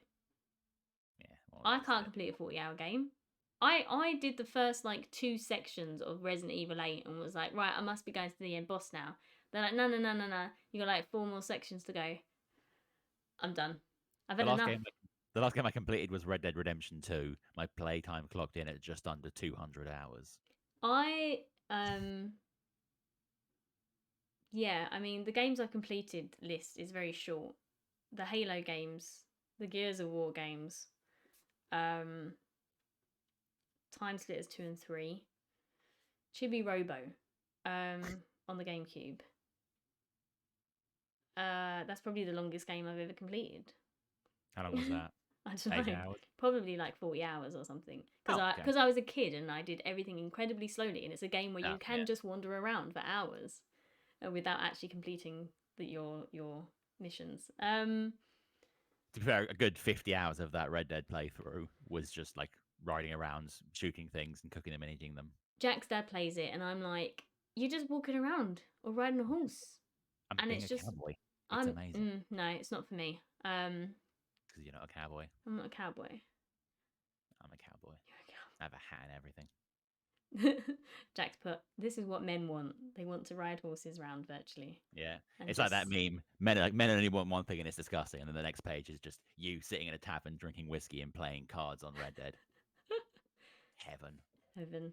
Have some stew with my winnings. Beautiful. Man. I'm just looking at the time and it was like, we should talk about the other anime and manga that we read. Oh god, yeah. Before it's we were actually here for a purpose. Yeah, we was here talking about anime, and then we went on a huge real life tangent with Last of Us, Mando, and then the Oscars. I finished Mob. Oh yeah, let's do. I've written a list that this is the first thing on my list was Summertime Rendering. The next thing is let's talk about Mob Psycho because you watched it all now, and then there's 4 more things, 2 of which we've talked about. So we've got two more anime I want to talk about after, and then our manga. So let's do Mob because it's amazing. Yes, it really is. Yeah, I've now finished. I literally just finished watching the last episode about an hour before we came on here. Apparently, there is like an hour-long OVA that seems to be all about Reagan. Yeah, there is an OVA. Is it worth watching? I think we've watched it. Rob, I can't even remember. That's not a good sign. I'm asking Rob because I can't remember. I'll watch it tomorrow and we can get back to you. But yeah, basically, had I finished season 2 the last time we spoke? I don't think I had. No, you said you was at a bit where like he was unconscious and getting thrown through buildings. Oh yeah, so yeah. He was fine. He got fucked up, and it was pretty funny. And then like the bit where he's fighting kind of the heads of Claw. And all his mates, he's being thrown out. All his mates kind of keep saving him, and it was good. And then he gets saved by Musashi from the bodybuilding club, who's my favorite character in the whole series. And I don't know why, I just really love that scene. Like he's fighting that big, like the psychic Hulk guy, basically. Yeah. Who they just thrown down, and then they're like, "Well, we're bodybuilders. We will protect him." And then he's like, "No, you won't," and just fucks them up. But then Musashi's like, no, he's like doing sort of, he's planking over Mob. And the guy's like stamping on his back. And he's like, no, I am strong enough. I will endure this. Like, yeah, you will, boy. Get her done. And he does. And then Mob goes on to win because he's Mob. He always wins. And there's a giant broccoli that's now a tree in the center of town, Yeah. and everyone's worshipping it. And of course, because he's kind of a scumbag, and we all forget that but he is actually kind of a scumbag.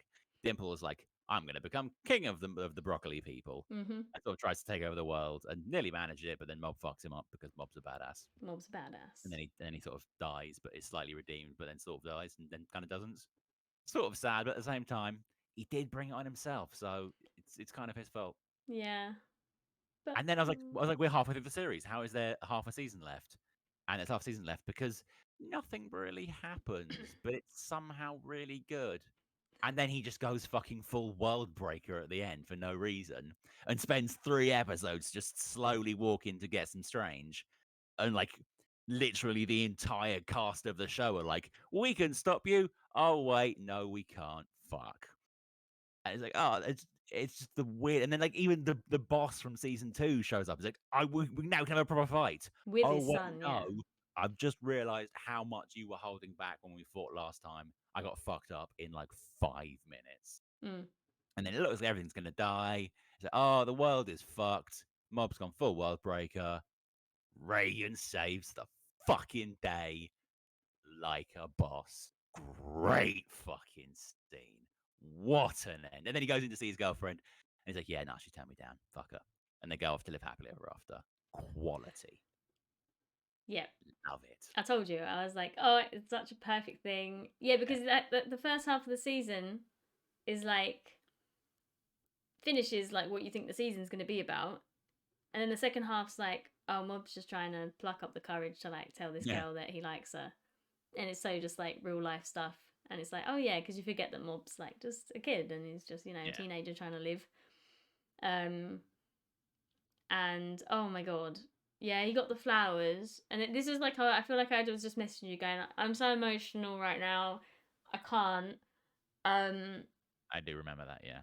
And he gets hit by the car. And then he goes psycho. And it's so good because you've got the fight with like him and himself happening in his head, like that like kind of battle going on whilst Mob is fighting with all of his friends and family and whatnot. Yeah, and like the bad guy from season 2 gets to like reassess his life and go off with his son, which is nice. That was good. Yeah, because he's getting like a second chance, and then yeah, I mean, the Umbrella dude's like struggling to like push against this power and like get any closer, and Reagan then just like walks straight in there. Like the growth, the character arc that Reagan gets from being this like douchewad that's just using Mob and doesn't care about him to like basically literally being this Mob's like best friend. yeah. Legendary. And the whole scene at the end. Oh, and I was really hoping that she was going to turn him down. Oh, he was obviously going to. Yeah. She's way out of the league. Come on. I was like, she's going to turn him down. But then it's nice that, like, it shows you they still talk to each other on the phone and they're, like, friends. Because, like, they didn't really talk to each other. It'd be weird for them to just start dating. Like, yeah. But yeah. And, like, if you look at the way she worded it, she technically didn't turn him. She didn't say, no, I don't like you, go away. She's like, we don't really know each other. I don't know who you are right now. Can we just build from there? Make a foundation. Yeah. It's very realistic. And also, and what I really like about that is that he then kind of walks down the stage. He's like, yeah, she turned me down. And he's like, oh, I'm just Mob. She turned me down. What a surprise. And then he just fucking breaks down. And it's like, yes, you're feeling your emotions properly. That's some fucking character growth right there. You just might be all right, you fucking psycho egg. Good stuff. Oh, he's growing. It's so good. And then the very last scene with them all in the office and he just smiles. And yeah, I shared the hell out of that. I was like, yeah. But yeah, Dimple's kind of fantastic. He somehow manages to survive using the kind of the bad penny rule, I assume. But yeah, he was kind of a dick. He was, yeah, but like, he's a cool character. Kind of feels like Dimple is now what Reagan was at the start of the series. So hopefully he'll go on a bit of a path as well, but we just won't see it. We just won't ever see it, but yeah. But I also quite like that last scene works on 2 levels and 3 because he was a 3-level building, but terrible joke. Like, yeah, you see him laughing and being nice. He's become his work. Also, if you then jump back to, I think it was the last episode, or one of the last episodes in season 2, we see after Reagan gets exposed by that TV show for being a fake, Hmm. and he's just like on his own and no one wants to talk to him, and Mob's not talking to him. He's like, and he gets the email from his mom like, oh, happy birthday, and he's like, it's my birthday, and I'm just sitting here and no one wants to talk to me. And now we jump to this last episode, and it's his birthday again. It's been a year, but now his fucking whole office is full of all his friends and colleagues. It's like everything's gonna be happy. Everyone's going in the right direction. This is good shit. Yeah, I loved it. It's like a solid 3-season TV show. Yeah. For anyone to watch. Yeah. It's yeah. Fantastic. I love it. Okay, I've got a question for you. Go on then. So, two respective heroes from the one cinematic universe, two of the most powerful beings in their respective worlds. Who would win in a fight? The greatest of his generation, Reagan Arataka, or the third hero, King? And they're fighting in a wide open, like a town square, with loads of people watching. Oh. Because King is a hench fella. Like, just in terms of, like, if it was just a straight up fight, you'd think King would have it, right? Because he's bigger. But Reagan's just got too much shit going on. He's so much of it. Like, King doesn't have the fast enough brain processing power, I feel, to, like, keep up with Reagan's shit. I feel like Reagan would have him, and he'd be able to work the crowd against him. Because King is, like, got major anxiety. As soon as he's in a situation where the people are watching, he's like, fuck, they're going to find out. And luck just happens. Like, I think he does have a superpower, and it's luck. Like, you know, like the guy in Jujutsu Kaisen, like, I won't say any more than that, but, because, yeah, everything has, like, gone in his favor for people to not find out that he's a sham.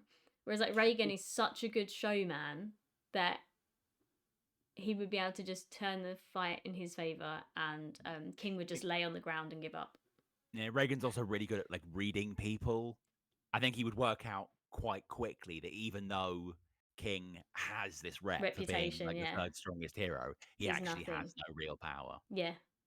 But when you're talking about how King's power is actually luck, do you know what would be brilliant and would make King my favorite character and would make One Punch Man one of my favorite all-time shows? If it was revealed like quite far towards the end of the series that actually King is the most powerful character in the whole series, but his whole power is he's like a low tier reality warper. He just doesn't realize, and that actually he thinks he's powerless, and because he thinks he's powerless, he can't outwardly display powers. But anytime he gets into a situation where he could be in danger because he has no powers, he uses his powers to, like, fuck with reality to such an extent that someone will always come in at the exact right point to save him in the exact right way that no one else except for him and usually Saitama will see that he's been saved. And that he's just like this puppeteer behind the scenes, changing everything to make himself seem powerful while actually being totally unpowerful. But actually, it's his power that's making him powerful while seeming to be so low powered. It's a good theory. Awesome. I would be 100% behind that if that's the way one chooses to go. I love that just, like, he's too far in that he can't be like, guys, I'm really sorry, but it's like I don't have a superpower, and he's just like, he's so stuck. He just wants to sit and play video games all day without people trying to kill him. I've still not caught up on the manga, which I need to do. It's been good. I think the next chapter either drops today or tomorrow. Because the new Chainsaw Man just dropped. I did see that come up on my thingy. Good. I'm not reading that either, but One of my drops tomorrow. It gave me a little notification. I'll talk about My Hero Academia quickly. anime before Attack on Titan. So Gonna grab a drink. yep, no worries. So My Hero Academia, the last 2 episodes we had the school basically bringing back, well, Class A bringing back Deku. And yeah, it's been interesting. I think I said this already to Tig, but basically I think because I've been so hyped up for this moment from reading the manga, it's falling a little bit flat for me. But I do think that the anime has done it really well. It might feel a little bit rushed, I feel. But I think the whole kind of Vigilante Dark Deku arc has kind of been a bit rushed because I feel like they've kind of pushed this all into this season, so the next season will just be from where we're going to end this season to the end of the manga, which is like loads. Hopefully that won't feel too rushed, but yeah, I have a distinct suspicion that there's actually not as much content there as it seems. yeah, because Like, when you we had break it about 4 down, chapters of just, oh no, that's what I won't go to. Like, yeah, we had yeah, about 4 chapters of the event that's going on right now has been like 4 or 5 chapters, and nothing has really. We've seen the same event from like 4 different perspectives, yeah, which would be like it's 4 or 5 chapters, and then maybe 2 or 3 minutes of actual footage. yeah, and I'll get into that when we talk about Attack on Titan as well, because yeah, you can condense, especially when it's high action scenes that take quite a lot of time to depict, and you got random people, yeah, watching from different angles and like saying different stuff from like wherever they are. It's much quicker when they animate it. But yeah, the whole Bakugo, so the whole it's not a fight, but Deku trying to run away and the rest of the class trying to catch him. Done really well. Looked good. Everybody got to say their bit and like how he's helped them. And yeah, Ida grabs hold of his hand, and then well, Bakugo first of all has the moment of, I know I'm not fast enough to reach him, and also such as when Bakugo needed help and Deku was like, I'm not the one that needs to reach out my hand, and he shoots like Red Riot at him. Kind of like that moment. So it's like, oh, look at all this personal growth that Bakugo has had. So Ida grabs hold of Deku's hand, brings him down, and Deku's still like, no, I'm not coming. And then Bakugo steps forward and does his whole apology. And it's great and it's emotional. They showed, it's the same in the manga. It shows you from like being little kids to in like junior school, whatever they call it, to being in like high school and then now. And it's, yeah, it was good. It was hard hitting, but I feel like I prepped myself. I was sitting there ready from the start of the episode. I was ready to cry. I was like, I'm gonna cry. It's gonna happen. And then it just didn't. And I don't know. It just didn't hit me like I thought it was gonna hit me, because I feel like I was like crying or near tears when I was reading it. But anyway, it was good. It was good. I think we've got 2 or 3 episodes left. So the next Ochaka's just like Gonna do her thing. Yeah, gonna do her thing, because they've just got back to the school and everyone's like rabble rabble, you know, just like Rabble. yeah, Rabble. angry that he's there because of their safety, blah blah blah. But yeah, it was good. It's good to see Bakugo, and I think people are finally on the internet like, hey, maybe we shouldn't be hating on him so much. You know, I think because the last year or two since this was in the manga, all the manga readers have been like putting, yeah, he deserves redemption and he's doing great, blah blah blah, and everybody else is like, no, he's a dick. And same with like Endeavor, like he's a dick, and like because you've not seen that further bit. But yeah, now Right. everyone can be like, oh, Bakugo. I think at this point there's no saving Endeavor for anime only fans at this point. But yeah, it was bad. But yeah, Bakugo called him Izuku instead of Deku, and you're just like, ah, it's lovely. But yeah, it looked good as well, and the whole city was, you'll be happy to know, drizzling grey. There was no sun in sight during this scene. It was all miserable. Good, that's how it should be. You need to show the darkness so that then the dawn can break. when everything is better. Yeah. Uh, Storytelling. moving over to Attack on Titan. Speaking of dull and grizzly and drizzly. Yeah. So it's a 1 hour special that is basically the final season, part 3, part 1. But they called it something different. And I was like, oh, okay, that's cool. They still just listed under all the like season 3 and the final season, all these episodes. You have to like scroll down to find it on Crunchyroll. It's not just its own thing. It was really good.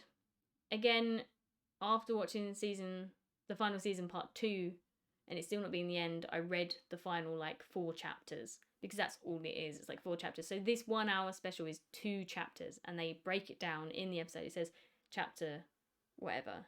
I think it's like chapter 1 and then chapter 2 or chapter whatever. And yeah, I mean, it was good. There was the couple like big action sequences, and you can see why it's taken so long and why they've done it, because it's Mappa and there's a lot of detail and it looks amazing. But you know, it was still kind of like, yeah, They're milking it a bit. it was like, yeah, okay. That now it's like, yeah, I think fall, hopefully we'll get the second part, and hopefully that will just be another hour special, and we'll enjoy that. I kind of set up the evening. I was like to my brother and Sean, I was like, I finish at 5 Friday night. I'm coming home. I just punched my laptop. Coming home where ow, it's a MacBook and it's just metal and it's sharp. Like I love it because it's just a chunk of metal and it's heavy. But ow, don't punch them. And I was like, I'm making a big thing of it. We watched Trigun, the new episode of Trigun, whilst because I had to wait till the Saturday. Sorry, it came out on the Friday and I watched it on Saturday, I think. So we watched Trigun first, like while we were eating, because I was like, I'm not eating whilst I watch Attack on Titan. It needs my full attention. So we watched Trigun, and then we watched Attack on Titan. And yeah, because I wanted to make like a big thing of it. I was like, we waited all this time. Yeah, I did the same thing when Sandman season 1 dropped. I just told everyone to leave me the fuck alone. Watched the whole thing in one day. It was glorious. It was good. I really enjoyed that show. Yeah. That's probably actually the last live action show that I watched that I really liked. Yeah, that's understandable. Trust me, if you like season 1, just freaking wait until season 2. It's going to be so good. And again, I think I liked it for the same reasons that I liked Last of Us. It was quite understated. It wasn't like big action scenes or big like, you know, everything was like character driven, very like low key, like slow and dark, but really engaging. Yeah, much like with Last of Us, if they are like assuming they are following the books, there will be an arc in probably the first half of season 3, which will have everyone sobbing. Oh. Ugly tears are coming. Oh, ugly tears like when I was a kid and I watched My Girl. Yes. Oh my days. That movie just destroyed me. I wasn't expecting it. I'm like, right? So that sort of film. Let's just watch it. Neither my mum nor my sister was like, be careful there. Sad film. Got to experience it the way they did. Honestly, just... And I think it still lives in my head. I haven't seen it since I was like, I think I watched it again when I was a little bit older, like in my early teens maybe. I think I was having a really bad day and I was like, I need to cry. Let's put My Girl on. But I haven't seen it since. But I can still remember like the key moments that just had me just broke me down. And then I watched Bridge to Terabithia, which I talk about sometimes. Yeah. And again, wasn't expecting. I was expecting a nice little action adventure with kids, and broke me. One of my favorite lines. It's a bit of a tangent, but it's there. If you're a New Girl, some of it. There's an episode where Jess is babysitting this kid, and the kid becomes obsessed with Nick, and it just goes wrong because Nick's Nick. But they're arguing about it afterwards. She goes, I should call you Bridge to Terabithia because you make children cry.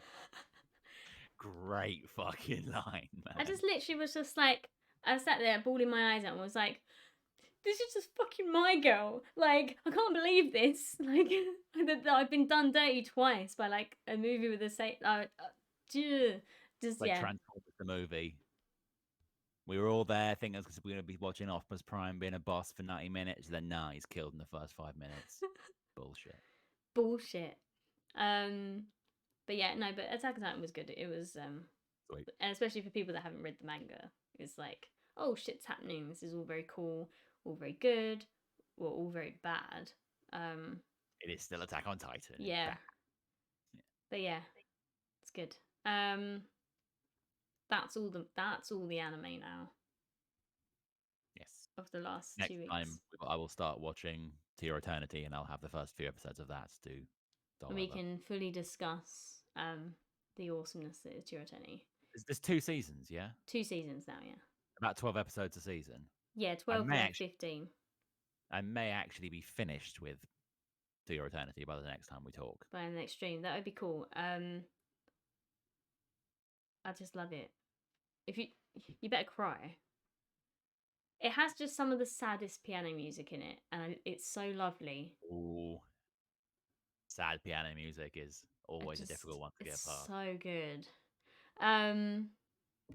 Yeah. But anyway, manga. Let's get some manga done. Yes. Good shit. So I think we do have one chapter of Hero. Yes. And we were supposed to get another chapter. Yes. Sunday just gone. But Horikoshi's is Horikoshi, isn't it? That was Hirokoshi. Hirokoshi? Like hero. Oh, am I thinking of? Oh no, I've got it right here. Horikoshi, yeah. Yeah, I was thinking of Hiro Mishima that does Eden Zero. Right, okay. His health is bad, and as is all manga writers because their schedules are insane. So it's taken a 2-week break. So it'll be back in 2 weeks or 12 days. So we should have a chapter before our next stream. Just about, yeah. Unless he delays it again. I mean, I don't know. And the last couple have been seem to be longer. Like, it seems a lot's going on. I feel like that's probably why he's so ill at the minute, because he's been probably working absolutely flat out to get these last few chapters out. Like, because there's a lot going on. The animation, the drawing, the illustrations, words.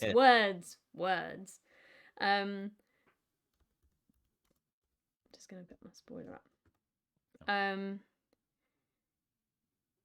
Oh yeah, it was this chapter. Oh my god! So they line it up, don't they? The whole time it's like the heroes are like, oh, the situation's not as disastrous as it could have been, and at the same time, the villains are saying the situation's not as optimal, like, as it could have been, or as it should have been. Oh, the thing with the speech bubbles, where it kind of like one bubble, split it pass, last bubble.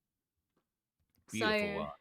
So yeah, you got like the two sides both having the same kind of thought process, and towards the end of the chapter, you get the same thought process, but it's just so good because it just like flips it, man.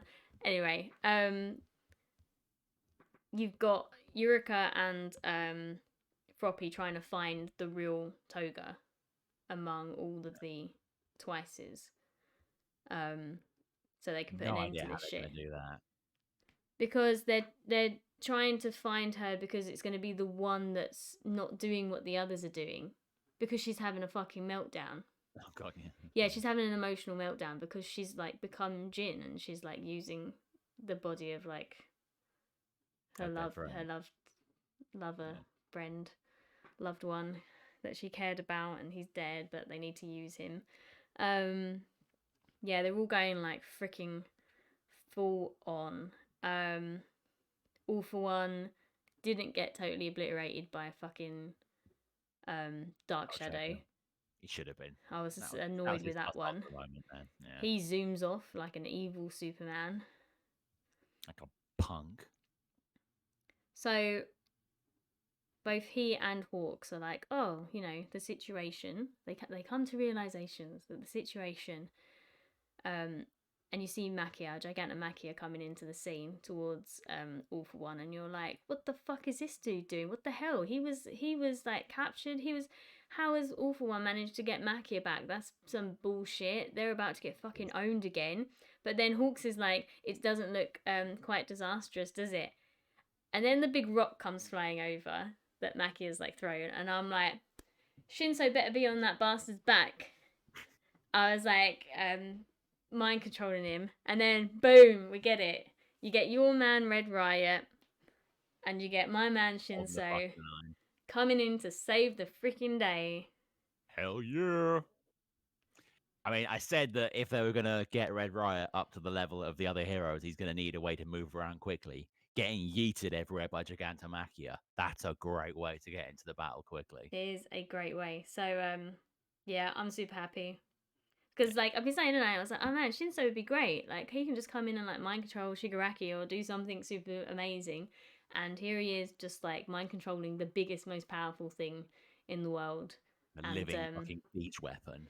Yeah, like, taking this creation that's been, like, made. They've, like, controlled him for their evil ways. And now he's getting used against them. All for One's like, shit. And Shinso looks cool. He's like, face shield is like fully like open because obviously he's like doing his voice thing, and he looks like, I mean, it's hard to know what he's wearing but he's got like the thing on his arm. It's all like, basically, I was waiting for ages to buy a Shinso figurine because I was like, I don't want to buy his sports clothes one because I got a pop figurine that they made like a couple years back. It was like the first thing they made of Shinso. I don't like pops, but I buy them when it's like the only thing you can get. So I only really had My Hero Academia pops. And I have Shinso, which is in his sports outfit with the thing around. Has he got the thing around his neck? No, he doesn't. It's like from the sports festival. It's like that old. It's just him in his sports outfit standing there looking. Boring. No, it's great. His hair looks amazing. Anyway, and then my friend got the full statue, which is him in the sports outfit from like the Class AB battles, where he's got the Aizawa scarf thing going on and a pose and the face thing. And I was like, oh, I don't really want to get it because I'm really hopeful he's going to come back and he's going to have like an actual outfit on, and I'm going to want that. But it was on sale on Decade Anime, so I bought it. And then literally like a week later, we get the fucking chapter where he's back. It's What fine. you gonna do? I'll grab buy a new figurine, aren't I? In a year or two, once this gets made into anime and I can actually get it. Like everyone's like done artwork of Bakugo in like a edge shotty outfit, and they look great. So it's like him. I think I've said before, with like little things coming off with the explosions on the end. Instead of like just these big things, it's like the rope bits, like what Edgeshot has with the little explosions on the end, and it's more of like a samurai cool outfit, ninja. And I'm like, it looks badass, and I was like, I hope they do that. Like, where I'm hoping that they finish up, and then it just does a flash forward to and it zooms down onto Class 1 agency, Class agency. I don't know. I've said this before. Some Anyway, kind of Class 1A related agency. where they're all working together because they're great. And then it goes in and it's like, and they're all just there, like working heroes, and they all just all like of them that survive. Yes, which we'll get to talking now because our theories. I keep thinking that Deku's gonna die. Yeah. All Might will die, Deku will die, and it'll be Shigaraki will die, and it'll be a complete ending of All for One and One for All. And yeah, and then like Shinso will take his place in Class A, and no one else will probably die, and yeah, and that'll be that. I don't know, it'll be like this poetic ending of like Deku helping Shigaraki, and yeah, I think I said like, so that Shigaraki has a friend in the end, and he's not just alone, and he's not just, because he is unfortunately a child that's been manipulated by adults for their own game. If he had been helped by someone when he was a kid, he wouldn't have ended up being a villain. He could have been a hero or just, a regular person. And yeah, I feel like it's just like if Deku becomes a hero, people ain't even going to want to be criminals. He's been single-handedly running around the freaking city, taking out all these like in the vigilante arc on the anime that's just happening, like taking out everybody, doing a fine job, and all the other heroes are just running around chasing after him, like doing the police officer's job of just putting the bad guy in prison. Yeah. After they've been thingy. So it's like, once the world's resolved and criminals know that this badass, unbeatable hero exists, on top of all these other badass heroes, who is trying to commit crimes in this world? Like, I don't know, he's just going to be like too powerful. Like, what do you know what I mean? Maybe like Superman level, yeah. Yeah. Like he's a walking deterrent. No one's going to want to start any shit if they know that in any second you could see some freaking time controlling, direction changing, super punching dude's going to just pop out of nowhere and knock your fucking block off. And I think we may have touched on this before, that the other option is that One for All just disappears and Deku becomes just Deku again. Yeah. And he will be the receptionist slash helper at the agency. Manager. Yeah, the manager, and he'll come up with the strategies and be in their little earpiece telling them what to do, but not have the powers. I feel like, but there'll be the big ass statue of Deku in the middle of the town, in the middle of Japan, that's like the number one hero, and that's he becomes the number one hero in this fight. And that's how he becomes the number one hero. But when he's narrating, he's actually just sitting in the Class 1A agency, like at his little desk. And that's the story of how I became the number one hero. But then he's just on the thingy telling everybody else that's doing yeah. I don't know. Yeah, I'd be happy with that. I think that, like, basically that's the happy possibility. Yes. Ending. Deku finally gets all his quirks together. He channels All Might. Kind of, All Might becomes the last vestige. He gets All Might's power.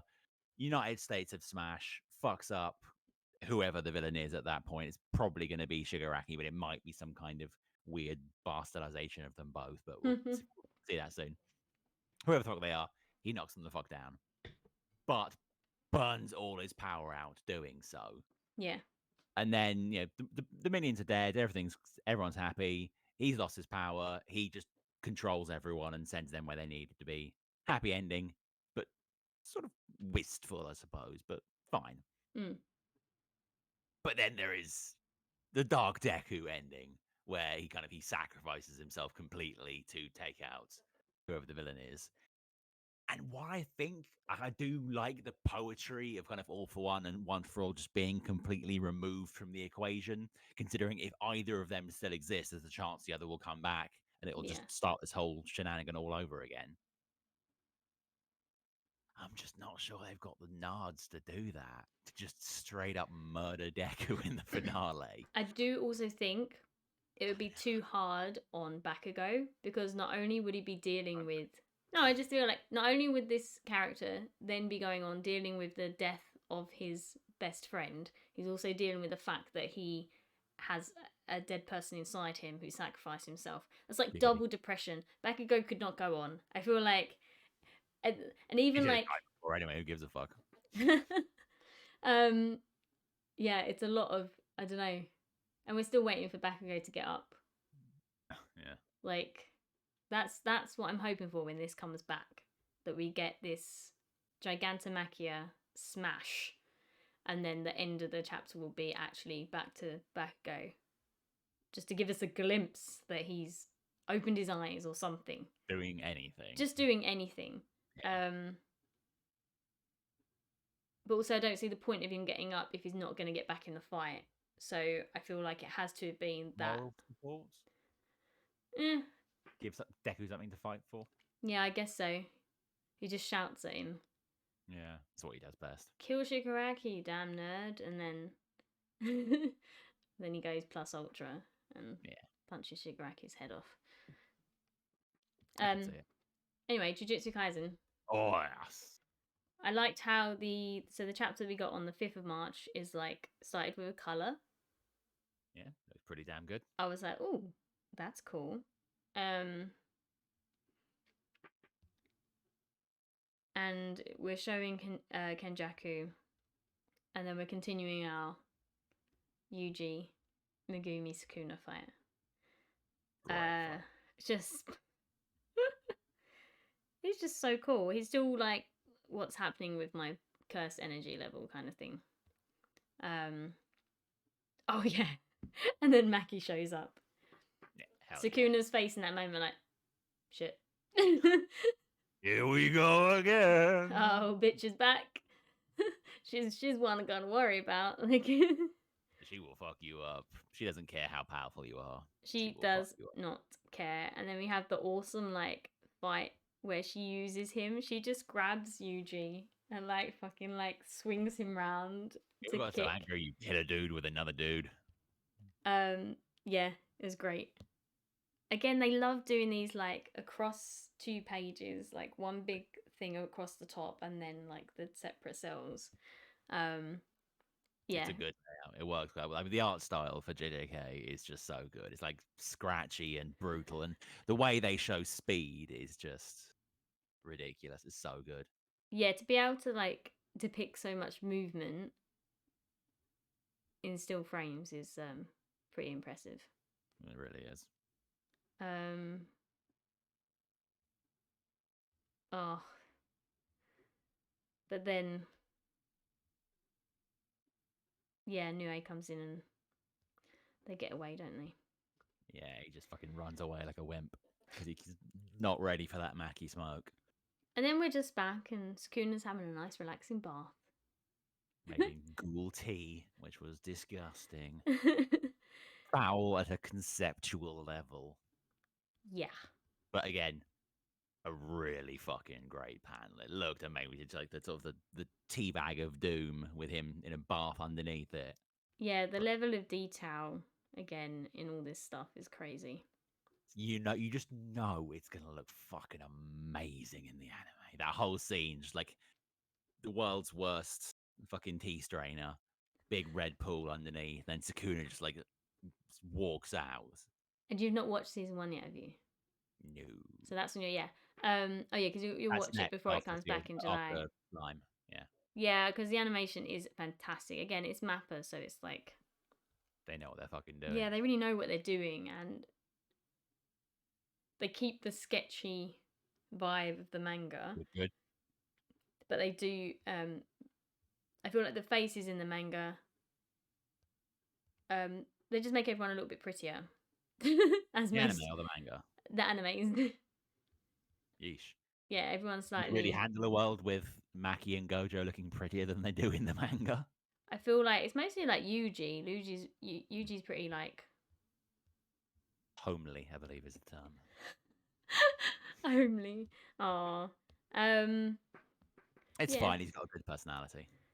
Then we get to see Sukuna Megumi looking really badass in his nice little outfit. There we go. He does like wearing tops. He's not always shirtless. When he has to. And he just gun like cut some people in. Well, cut that dude with the stupid hair in half anyway. Straight up shredded that motherfucker. I like how he's like, oh, I underestimated you. I should use more power. And then he's like, oh, yep, killed you. Yeah, basically he's going straight to fight the person that's inhabiting Megumi's sister. Kenjaku's like, they're like, oh wait, so you're actually gonna just go straight and fight her? And he's like, yeah. The fuck else would I do? Come on, man. Like down. Like he's been imprisoned for so long, or dead and now like imprisoned in Yuji for so long. He wants a good fight. Like he got to let rip during the fight against Megumi way back at the like very start or just before the culling game. And you're kind of this is the ending of the winding down of the culling game. Yeah. It's reaching its climax. And I feel like fans will be happy because everyone's getting sick of the culling game or was getting confused and didn't like it. Was just getting a bit long. So yeah. It didn't I don't think anyone was really entirely satisfied with the way this arc went. Like it was a strong concept, but like the execution wasn't great. I think it was a little bit too long. They should have cut a good like 10, 20 chapters out of it. But again, as we were talking earlier about like how quick you can get through chapters, I feel like the culling game in animated they'll be able to explain it so much. People get it so much easier when it's animated Yeah, don't know why, but that is definitely true. than it being written. So I feel like they'll be able to do all the rules and the little pop-up stuff and that like as you're going, and it will just kind of like flow together easier. And I think it will go much quicker. And as with the like season 1, it will be like fight, fight, fight, fight. There's just no downtime. There's never downtime. It's No, fantastic. downtime's for cowards. And I'm yeah, July. I'm very looking forward to new season. It's gonna look great. I'm excited. I just want to see more young Gojo and Oh yeah, badass. that's gonna be a great arc. People aren't ready for that arc. It's just And Thingy's dad. yeah, That shit's gonna be brutal. Cannot wait. it's very very good. Yeah, the only other thing I'm reading is To Your Eternity, and which I mentioned earlier that the fourth arc has just started. And it's really interesting. I saw someone like post on one of the like the Facebook groups that I'm in. What have they done? Like what have they done to it? And I'm like, what are you talking about? What have they done to it? It's awesome. I'm like, how can you not be liking this story? Like it's really interesting. It's a very interesting like yeah, I'm into it. I'm all here for it. Like I say, when you watch the first season, you'll be like, oh, I'm just gonna get 4 seasons of this same shit. Like that's what everybody thought. Oh, it's just gonna continue this way. This is what it's gonna be, but it's just not. And every season's like his thing, and you're like, oh, cool, okay, I'm very excited to find out what any of that means. yeah. um, so if you blaze through that, we'll be able to like discuss. But Challenge accepted. challenge accepted. But yeah, have you said you've read Chainsaw Man or Yeah, that? it's in this kind of second arc, and the first kind of 10 or so chapters, nothing really happened. Right. But now it looks like they're setting up for like a real kind of event, and I'm quite excited to see where that goes because it's conceptually it seems like it could be quite fun. So it would be interested to see where that goes. Cool. But yeah, I'm not a huge Chainsaw Man fan, so. But One Piece has been crazy right now, Okay. and fucking Sakamoto Days has been amazing. It's a flashback arc, and it's like him when he was in his like student days with two of his mates that are like fucking legends now, and the villain of the series when he was just a kid. So it's pretty fucking great. And yeah, I think it has a very similar kind of scratchy style to JJK, Mm. but even more so. So I mean, if they do animate it, I would quite like to see Mappa do like have the same team that's currently working on JJK just move straight across to Sakamoto Days because it's got a very unique art style, and I wouldn't want it to kind of just become a very generic sort of anime when it gets adapted. That would really kind of kill a lot of it for me. Mm. So yeah, fingers crossed that will be done properly.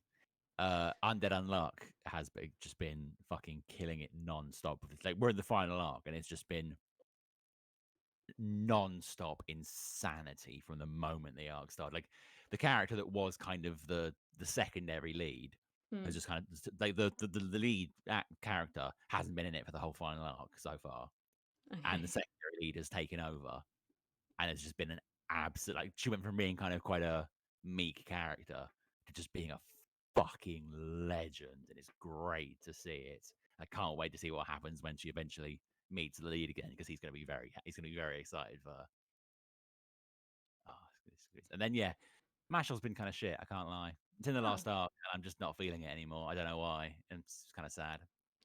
that's sad, especially as it's getting its anime soon. That's Yeah, March, this is literally the final arc, April. the final boss, and it's like there's literally just 3 fights in a row that have all been a bit lame. And now it's like he's fighting the last boss, and they're running away, but they can't really get away because this guy's the last boss. He's fucking OP, and it's like Mm. just don't really care anymore. I sort of just want them to be like, and then he punches him and he dies and they win. The end. Kind of sad because it was a really good show, but it kind of feels like, all right, yeah, we will give you an anime adaptation now if you wrap the story up in the next kind of 20 chapters. Right. And so he's trying to wrap it up, and it's not really working. But Bit of a One shame. Punch Man is still good.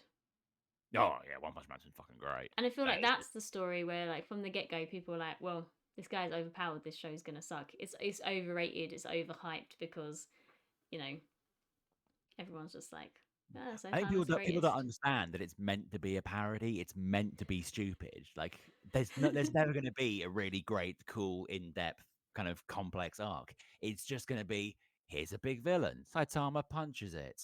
Repeat. Like how far have you got? No, I'm literally only up to like where season 2 ended, which is where Garo's Oh, been the taken martial arts by tournament. um the Monster Association, but nothing's happened yet. So I haven't seen him become crazy like I know he's going He to become. becomes fucking crazy. But I really like his character, and I'm like, You will continue to like him. He's yeah. crazy, but he's crazy fucking awesome. So I too. will try to actually read that because I keep like I sit and I'm like, oh, I've got nothing to read, no new chapters, and then I'm like, no, I have all of One Punch Man right there that I want to read, and just keep not. Two other series that's potentially could be quite good, both relatively new. Okay. One is called Jiangshi, like Jiangshi space X. It's trying to. Jiangxi. That's Got the one. 8 Yeah. chapters so far. Yes, that's quite good. Super generic. It's kind of a little Chinese village. He's training to be a monk so he can fight sort of zombies essentially. But I feel like it needs a hook. Like the art's solid, the lore is solid, the potential big villain for at least the first arc has just shown up. Like that's all going fine, but it needs a hook. It needs Right. something to make it not just another generic anime where a young boy gets power and beats villains. But again, it's only 8 chapters in. Like no anime really has hit us with the hook within 8 chapters. Yeah. So I'll give it like 15, 20 chapters. If it's still seeming quite generic, I'll probably drop it. Then there's another one called Ginkgo and Luna, which I appear to be the only person in the world reading. I've literally not Ginkgo. heard anyone else talk about it. It's about a young girl who wants to be a magician, and her teacher, who's training her to be a magician, is a fucking snowman. A magical, yeah, a wannabe magician meets a magical snowman that changes her life. It's completely insane. It's dumb and it's quite generic, but it's just so easy to read, and the art is like just really kind of it's quite clean and quite simple, but it's really strong. And there's been like the hook is there. There's been little hints that there's some more shit going on. Like there's kind of a talk of a evil empire that were around before, and they used special evil magic. And it's like, oh, can she use the evil magic? I think she can. So like, there's enough there that if the writer has even half a clue, they'll be able to spin that into something a little bit different and a little bit interesting. Cool. And then there's another one that I just remember. Like they just dropped like the first kind of 5 chapters, I think, all in one go. Okay. It's called like Goku Rakugan or something. But it's got a lot. It's got a real kind of hints of Bleach to it. Professional troubleshooters will take on any case if the price is right. What's it called? Goku Rakugai. Oh yeah, nailed it. Sweet. Goku Yeah. Rakugai, yeah. There's that one. It's love the art style. Love the way. And imagine if Bleach was set in the Gintama world. Like there appears to be like sentient dogs. Like there's a character that's just like a walking, talking person, but dog head. And like there's kind of aliens, not aliens, like demons and shit that crop up. And then the main 2 characters are like professional troubleshooters. They slay demons. Yeah. But there's a real simmering undercurrent of BDSM that I'm there for it. Like the guy, when he needs to kill demons, he has this sword that he kind of draws out of his chest, but he can only do it when his extremely attractive older lady friend is like, yeah, get it done. And he's like, yes, ma'am. Ka-ching. Yeah, like, and there's a simmering undercurrent of just everyone in this is fucking. And yeah, I'm there for it. Like, sure, fucking fight him. I don't care. I'm on. And the dog is married to a lady who is also very attractive. And there's good fighting, great art, and the whole world is just completely bonkers. Like nothing in the story really makes sense. Hmm. And everyone is trying to kill each other, and they can't use words and like they can't use weapons unless words are said, and it's just mental. But the art is on point, and I read that the first 6 or 7 chapters, and I just immediately wanted to read more. Hmm. That's good. And the Rule 34 is going to be on point. So these are all reasons why you should be reading it. Cool. Yeah. Well, And I'm. Black Clover has been terrible too, so that's always fun. Oh, it's rubbish when like something you're really into goes shite. Yeah. Yeah. I Sad don't. times. Yeah. I mean, to be fair, it was always a pretty mid-tier series. It's never been great. It was the methadone I took to wean myself off the heroin that is Bleach. I'm the person that still likes Dragon Ball Super, so I'm here. That's your own list of issues. I'm here for all the power ups and all the color changes that you want to continue giving until I die. Alrighty then. Like, I get a new chapter of that like next week, which is good. Or this week, this Sunday, I think. Yeah, I don't know if they're done with like the older, the young Trunks Goten, or if they're going to continue with more of it. We'll find out. We'll find out in 5 days, and I'll let you know on the next stream. But yeah, I love it. Dragon Ball Super is now my just like go-to watch in the background anime as well. Can't think what to watch? I'll watch Dragon Ball Super, or I watch Doro, which is Mappa, and I just feel like because Mappa's so busy with all these other projects that are super popular, we're never gonna get a second season.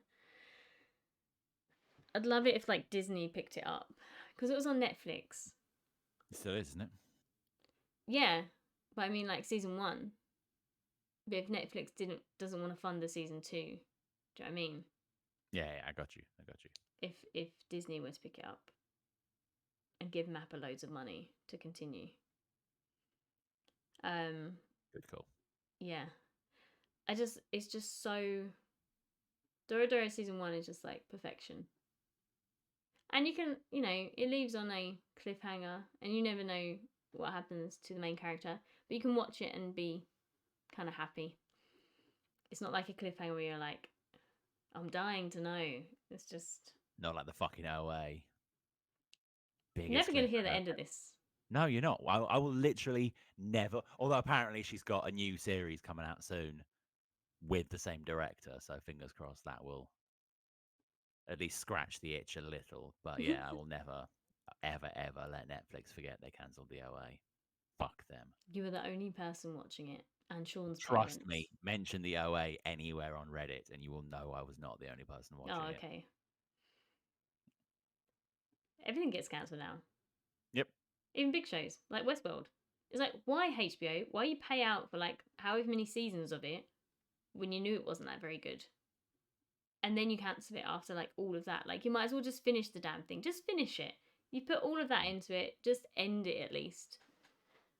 Oh, I need to send you the Nevers. Yeah. It was like that. It was like that every episode. It was like, oh, Really? let's watch the next one. Ugh. I guess we should.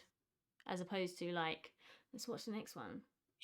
Because just from the very first episode, they just destroyed all characters. And they made them all one-dimensional and stupid. It was upsetting. I'm upset. I'm still upset about it. Yeah. Annoyed. Not upset. I'm annoyed. Because it Frustrating. could have been... Should have been. should have been great. Oh, And it wasn't. yeah. Fuck And then Netflix. we watch Smile Time. And I'm sitting there, and this is why I was thinking about it. Then we watched Smile Time. I was like, man, you just do not get the humor and the like the fast-paced comedy and like just this kind of feel. This is what TV shows need. And also, I was like, man, David Boreanaz is just on point. Especially at this point, he's just doing voice acting, right? He's just doing the voice acting of the puppet, and he's so good. Like I've not watched all of Bones, but from dropping in and out when Sean's watched Bones, You need to watch Bones. I just sit down, and even though I have no idea what's going on, I enjoy watching him. Because he's just really good. Trust me, it is well worth sitting down to watch Bones. Really strong show, and he's great in it. Yeah, maybe one day. I feel like Sean watches it every year or two, so maybe next time Next he time he watches starts, just I jump will on actually the join in. But yeah, I like David Brown should be in more things. I don't know if he's in a thing right now, but He why is. isn't he in a thing? What? Oh, He is. I think you mentioned to me a thing. Yeah. It looks kind of terrible, but he's in it. He's in it. Yeah. And that It's other like show, uh, Navy SEAL show or something. oh yeah, so I'm not really Yeah. into. I used to watch like all the CSIs and NCIS, and then there's too many of them, Yeah. and it's all just the same. There's the Shrinking that had Jason Segel in it that we Yeah. talked about, and then another show that you said has Jason Segel in it. At the Do you mean minute, the one I was watching? yeah, different or a show that he made. Was he in it as well? Yeah. Dispatches from Elsewhere. Right. Okay. And what's that on? Prime. That's on Prime. It was good. I enjoyed it. I then watched the most ridiculous show called The Consultant, starring Christoph Waltz, where it's kind of tech valley sort of billionaire, Silicon Valley tech genius guy Right. dies like 5 minutes into the episode. He's the head of the company, and then Christoph Waltz is brought in to like be a consultant and look after the company. Hmm. But like everyone's not entirely like. There's a bit of a suspicion that Christoph Waltz might have in some way like orchestrated the guy's murder. Yeah. And he's just super like it's great concept, starts really well, gets super weird in like not quite the last episode, but the couple of episodes before the last episode, it starts getting super weird. And then the last episode is just and then it was finished. Like fuck you all. Where was our conclusion? Where was the denouement? Like where's the story for fuck's sake? Like they just set a bunch of stuff up. And then the show ended. Fuck you. But Christoph Waltz was amazing. So Yeah, he's pretty good. He is. Watched a film called Big Eyes. That's a Him funny name. and Amy Adams. She's Underrated actress. she's a painter. It's a Tim Burton movie.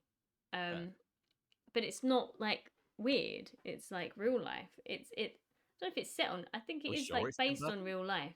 She's a painter, and she meets this guy who is more of like he is an artist, but he's not that great. But he's still in the scene, so goes to parties and like socializes. Whereas she's like new to the scene, so she's an artist, and this is like set in whatever year, like I don't know if it's like 80. You know, I don't know if women didn't have as much as like status still, so it's like he comes up with this great idea that he'll put his name on the paintings, right, to sell them. But after they become super famous, she's like, and then it's about her trying to like win a court case, basically, of proving that the artwork's hers, which is really easy to prove that the artwork's yours. Is it though? Oh, it's very easy. Would you like me to tell you how? They bring easels into the courtroom and they ask them both to sit and paint something, and he's shite because all he ever painted before was like scenes of things. So he's like a landscape artist, and she paints these amazing, made up out of her head portraits of these very, funnily enough, kind of Tim Burton-esque art of these like characters with like big. They've all got like these big eyes. Yeah, and you just sit there and you're like, dick. Get wrecked. But he is, it starts out more like, oh, they are in love and he does care about her and he does this to help her out kind of thing because he sees all this talent in her. And then he just turns into the biggest asshole in the world. And you're just like, what a prick. But he's great. He's a fantastic actor. And she's great as well. I've still not watched that Alien film with her in the Arrival. Yeah. Great flick. You'll hate it. Okay. I see people talking about it on the internet all the time. I 'Cause it's saw, awesome. you know, the big iron ball ever that came up on the Japanese beach, Yeah. and they were like, Oh, everyone in the comments was like, almost call send it Amy Amy Adams. Adams, Yeah. and then they're like, oh, it's just the boy or whatever. Like, oh, Or who could have guessed? Oh, and everybody else was like, oh, it's a Saiyan pod or whatever. My friend got me a little stress ball that's like the capsule core big big pod thing that Vegeta trains in when he first comes to Earth. Well, not first comes to Earth, when he second comes to Earth, not looking to kill anybody. Um After killing everybody when on he comes to Namek. Earth to visit, not to conquer. Yeah, after he's killed everybody on Namek, has told everybody that he's still really only interested in killing Goku. But they let him stay on Earth and keep training anyway. And then he impregnates Bulma, and then yeah, I don't know. Things go from there. It's very strange. Dragon Ball. But yeah, Dragon Ball. Yeah, I've still not watched GT. Didn't you really need to? I watched like the first couple episodes and was like, this is strange. Yeah. I've not heard good things about GT. Yeah, and Vegeta had a moustache and like little hair like this. Yeah. And I was like, no what have good. they done to my boy? I went on a little shopping trip today and I found Vegeta. Vegeta. No, I didn't find any Vegeta. This is my problem. Actually, Oh, times. uh, I had Oh, like, go on. I don't know why this is reminding me, but it did. I started watching. A friend of mine came over last weekend, and we started watching Power Rangers Dino Fury Like the TV on show. Netflix. Yes, Good? utterly bonkers. I'm a big fan. Is it Like, classic, like 90s no, Power it's like Rangers? no, it's like last year. No, but I mean, like, does it have the cheesy feel of classic Oh, 90s Power Rangers? absolutely. Yeah, Dialed up to 11. It's cheesy as fuck. love it. But that's my kind of my slight. I can't tell if they're intentionally doing it or if they've just like paid some real shitty jobbers. Right, Like yeah. it feels a little bit too much like they're in on the joke. Like we watched all of the Zordon era of Power Rangers because they were really earnest in their performances. They were just shit. Mm, So now watching it and it's like I can't tell if they're really giving their all, they're just shit, or if they're deliberately trying to be cheesy and shit. yeah. And if they're deliberately trying, that kind of ruins it for me. I want to laugh at them, not with them. But it's good, yeah. I might give it a watch. I like Power Rangers. I like the new movie they made. Which Um, the kind of fancy edgy one. yeah, with like Elizabeth Banks and like Bryan I Cranston. mean, that's not the one I was thinking of. But Oh, yeah, I really like that. That was like quite the good. big, yeah. Yeah. I thought it was solid. Like the problem with that is actually thank you for reminding me because I was having a discussion the other day about films that were clearly made trying to set up a franchise, but then never got picked up to make a franchise. Yeah. And Power Rangers is the biggest fucking like the most recent obvious example of that because like they literally spend 90% of the film setting up the idea they're Power Rangers, and then there's like one fairly limp fight right at the end. They're like, okay, now they're the Power Rangers. And then it ends when they were clearly expecting to get another one, like maybe do the Green Ranger and some like real shit. Yeah. But they just didn't get a chance because the first one bombed. But when they're all charging in, like right at the end, the big fight, going to fight Goldar, and the fucking Power Rangers theme kicks in. Hell yes, I was there. I was in it. Mm. Yes, I liked all but the actors. I liked all the little journeys they were going on. I yeah, was sticking with it, and then yeah, when like the end was like my 90s self that like absolutely loved the Power Rangers movies. Like not so much yeah. Turbo. Turbo can get fucked. Yeah, I loved Most Power people like it. Rangers. Power Rangers Yeah. are like Seriously, we recently did. Me and my mate Dave recently did a full rewatch of all of the Zordon era, but we got a watch list from the internet which tells you the episodes to watch, where you can cut out all the filler. okay. Dude, it's great. Like if you literally watch about 3 episodes of Turbo. Like, you watch the first episode, one episode in the middle, and then the last episode just to set up in space. Hmm.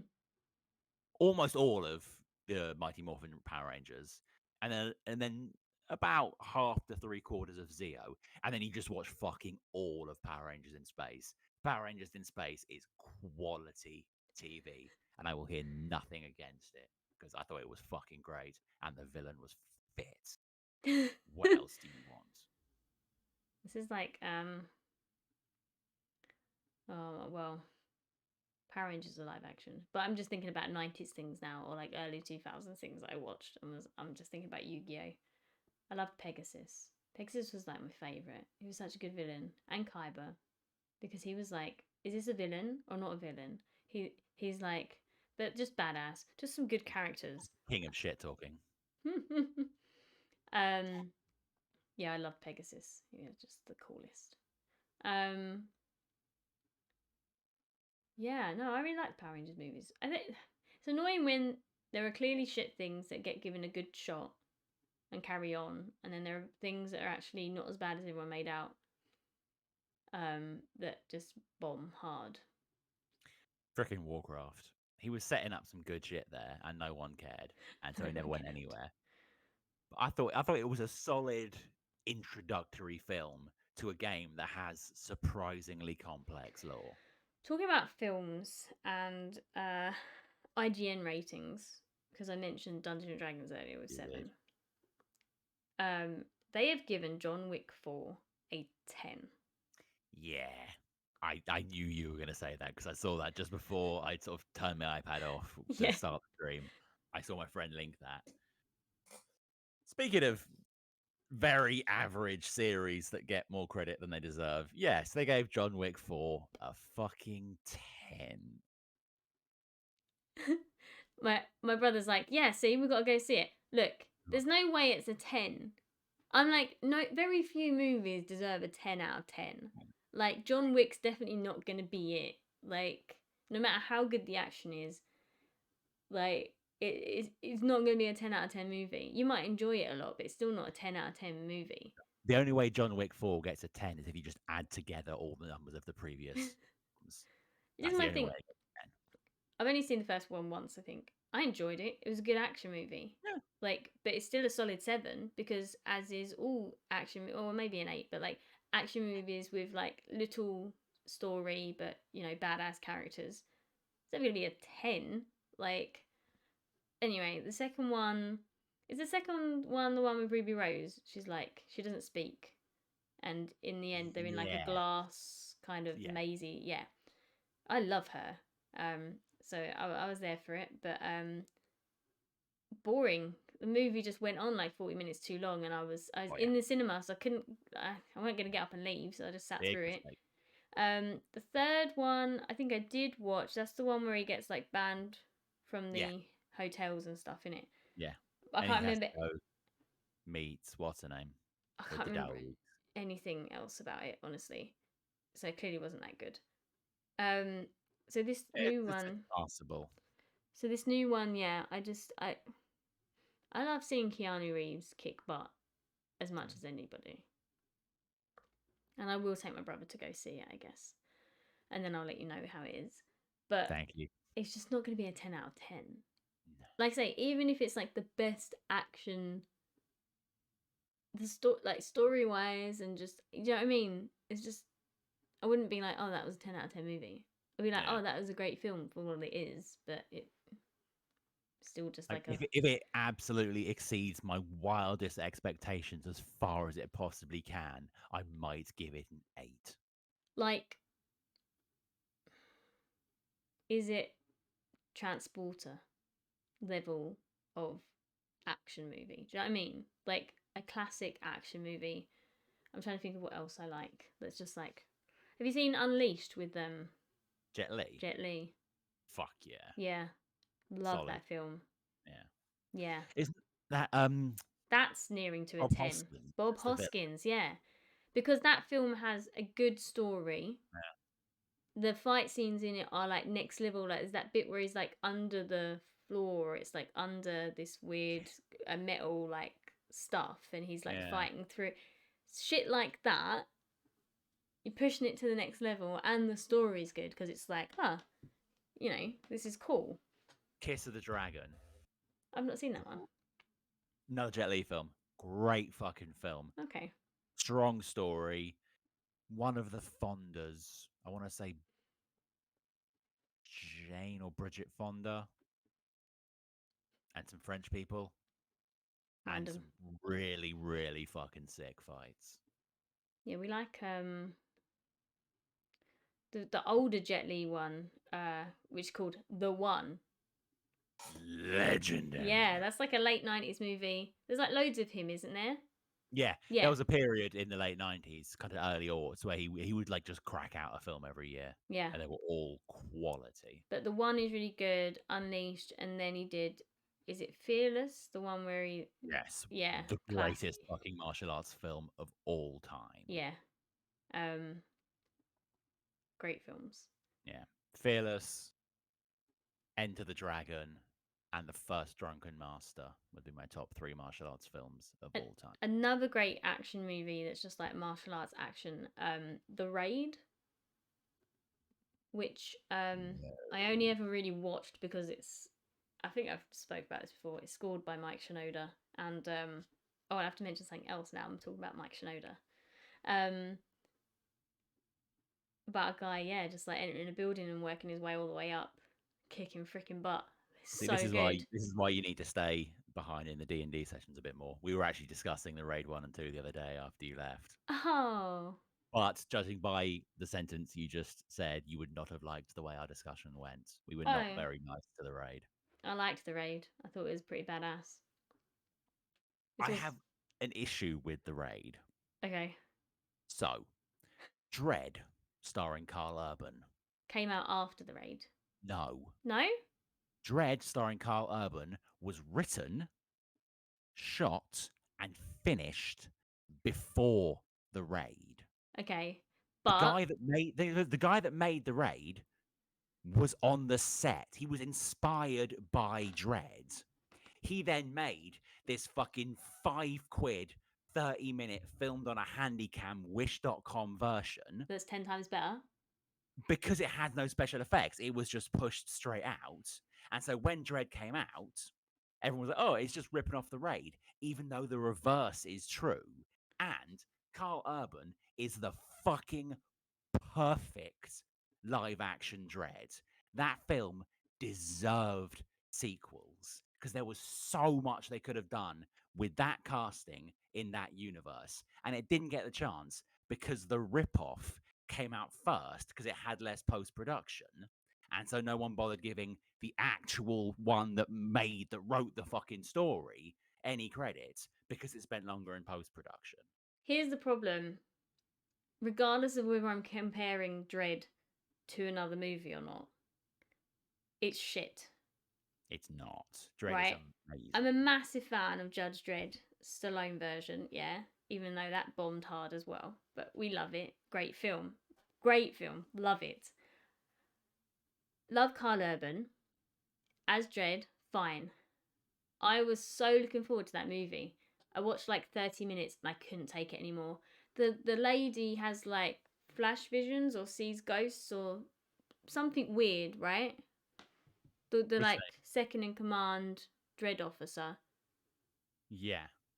Yeah, whatever they were doing with her power was pissing me off and I couldn't watch the movie anymore.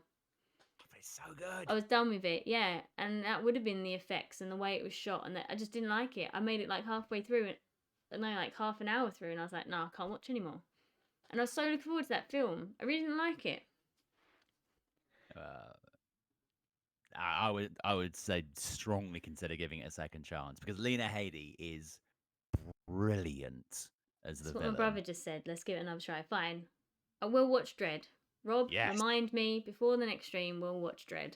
And I think I even have it on Blu-ray somewhere. I just remember it being so much weirder, and all of that shit was just throwing me off because I was like, I just want to watch Dredd be badass, and this other character is what you have to annoying remember me. Is Dredd based on like 2000 AD, the British comic, almost exclusively written by people who are off their tits 24/7. Like the Dread comics, if you've read them, are just so bizarre. Mm. Like we all remember the cheesy Stallone version. That was a fine film, but that film is up there with like the Keanu Reeves Constantine film. It's a good film, but it's a terrible adaptation. Yeah. Like, I have nothing against that film, but that's not Judge Dredd. Yeah. Carl Urban, that was Judge Dredd. It was weird as fuck. It was like ridiculously. It could have been more violent, but it was considered. It was a lot more violent than you would expect a film of that sort of level to be. Mm. Like if they'd gone sequels and they'd refined the characters a bit more, gotten a better grasp of the world, allowed us to expand the lore a little, it would have been fucking phenomenal. But we never got that because they fucking rushed out a Wish.com version. But I don't think anyone watched The Raid. The Raid was not like, I only knew The Raid existed, and I was like, this was like probably about the time I was in college and obsessed with movies. I only knew The Raid existed because I was a Mike Shinoda fan. I followed Linkin Park. So by following Mike Shinoda, I knew that this film was coming out because he scored it. Like, I feel like nobody else that I've ever met has watched it because it wasn't like this big. The Raid. It was huge. Like, I don't remember it being huge. I honestly don't remember it being like this huge thing as like. It was big. It was. I mean, it got a sequel. It did incredibly. It was one of the highest grossing. I want to say. Was it really? Of all, like in over here, yeah, it did incredibly well. I didn't know that. Yeah. I always think it's this little movie that nobody's seen, and I'm like, gotta watch The Raid, man. No way, it's huge. I mean, if like within kind of the action martial arts world, it's a massive. Oh yeah, okay. Great score. And it was anyway. just big enough to completely undercut Dredd, which it shouldn't have done because Dredd came first. Talking about great scores, well, not scores, but Mike Shinoda has made 2 songs for the Scream 5 movie that is apparently very good.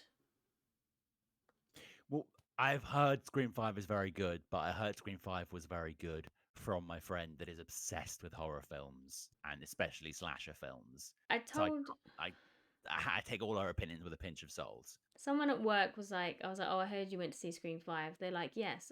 I was like, and it was very good? And they're like, yes, it was very good. I was like, okay, because I've not seen anything past Scream 1 and 2 when I was like 12 when they come out. And they were like, no, you should definitely go and see it. It's just really good. But didn't Scream 6 just come out? Was it Scream 6? I'm so sorry. Whatever the newest one is out in cinema, yeah, is the one I'm talking about. Scream 6. Scream 6. See, this is how not with the Scream scene I am. I've only seen the first 2. I've seen the first 3. I enjoyed them all for what they are. Didn't see 4 and 5 because I didn't even know 4 was out until 5 came out. But then 6 came out and has Jenna Ortega in, so I'm interested. Yeah. Good to know it's good. Apparently it's good. Very good. So, but yeah, but Mike Shinoda did, so he like produced a song that Demi Lovato sings that's in the film, I think. And then there's the credit song, or vice versa, where it's like him, he's produced it again, but like it's him singing / rapping and another singer who I've never heard of before in the song. Cool. So there's like 2 songs that I still not listened to, but Mike Shinoda's my dude, so we'll listen to those. He's that guy, so yeah, fair play. Yeah, it's nice to see him still doing shit. And he's like a massive nerd as well, so he goes to a lot of like premieres and things of like stuff. He's quite present in Hollywood. But yeah, what's the other thing I was gonna say when we were talking about Dredd? Oh, they're gonna be redoing Hellboy again. Ugh, yeah, for the 3rd fucking time. And I can't remember who they said is going to be. Rando. They cast Hellboy and it's just some rando. No, he's been in something though. But nothing. Like he's not. Ron Perlman or David. Yeah, Harbour. no, I know. I'm just trying to think. He was in like Spartacus or something. Oh, okay. It was something at that level. And I'm just kind of like, why? Why are you doing it again? Because they never learn. Like the first 2 are as good as you're gonna get. Yeah. You're not gonna get better than the Guillermo del Toro ones. Like just straight up, it's not. David gonna Harbour happen. one was absolute dookie. It had I watched it, I think, because the bad person was Really? Mila Jokovic. Yes, I playing love Nimoy. her. I just Yeah, love she's her. yeah, Do you know what I haven't watched is that Monster Hunter movie she did. I don't think I yeah. watched No, that. even I don't love her that much. Yeah, it's tricky. It She's looks one of these awful. people. She's like a great. I think she's like the potential to be this great actress, but it's just never been in anything She, amazing. she's kind of the female Michael Fassbender in that she's clearly a great actress that clearly picks terrible films to be in. Yeah, So I kind of feel sorry for her, but at the same time, not sorry enough to see Monster Hunter because, dear God, that film looks awful. but And the games, why would I want to watch the film? they just look awful. Hellboy looks awful. I don't know how. I don't know people put these movies together and are like, "Yep, people are gonna love this." It was so bad. Foolish optimism, I suppose. Foolish optimism. But Crazy, yeah. crazy people. On the note of shitty films, this has been a long stream. Yes, I'm dying of starvation, so I've had to hunch over So yeah, I'll let you go so you can eat, and yeah, I will endeavour to watch Dread and get through it all because it is and good. get through all of it. Um, so that we can talk about it and I can see. And I have watched Raid and the Raid 2, but maybe I'll watch them as well. But with your mindset of, hang on a minute, this is just a copy. I didn't know that. I just felt like I say, in my head, I was like, no one else is watching this movie because it's subtitled and like just generic people aren't gonna just watch it. Because even my mum, who loves action films like that, is gonna be like, Yeah. but No, it did quite well amongst the people that you'd expect it to do well against. Amongst. But yeah, anyway, thank you for a good stream and thank Yeah, you it was a yeah, good good one. conversation. We went on many a tangents today. We So much really so that did. it Yeah, we lived up to our name. took us to like the 2 hour point to actually get round to the thing we was here to talk about, which was the anime. Yeah, sounds right. All right. But I will One see night you where next I week. will Good hopefully night all. write myself to death on To Your Eternity. Right. Bye everyone.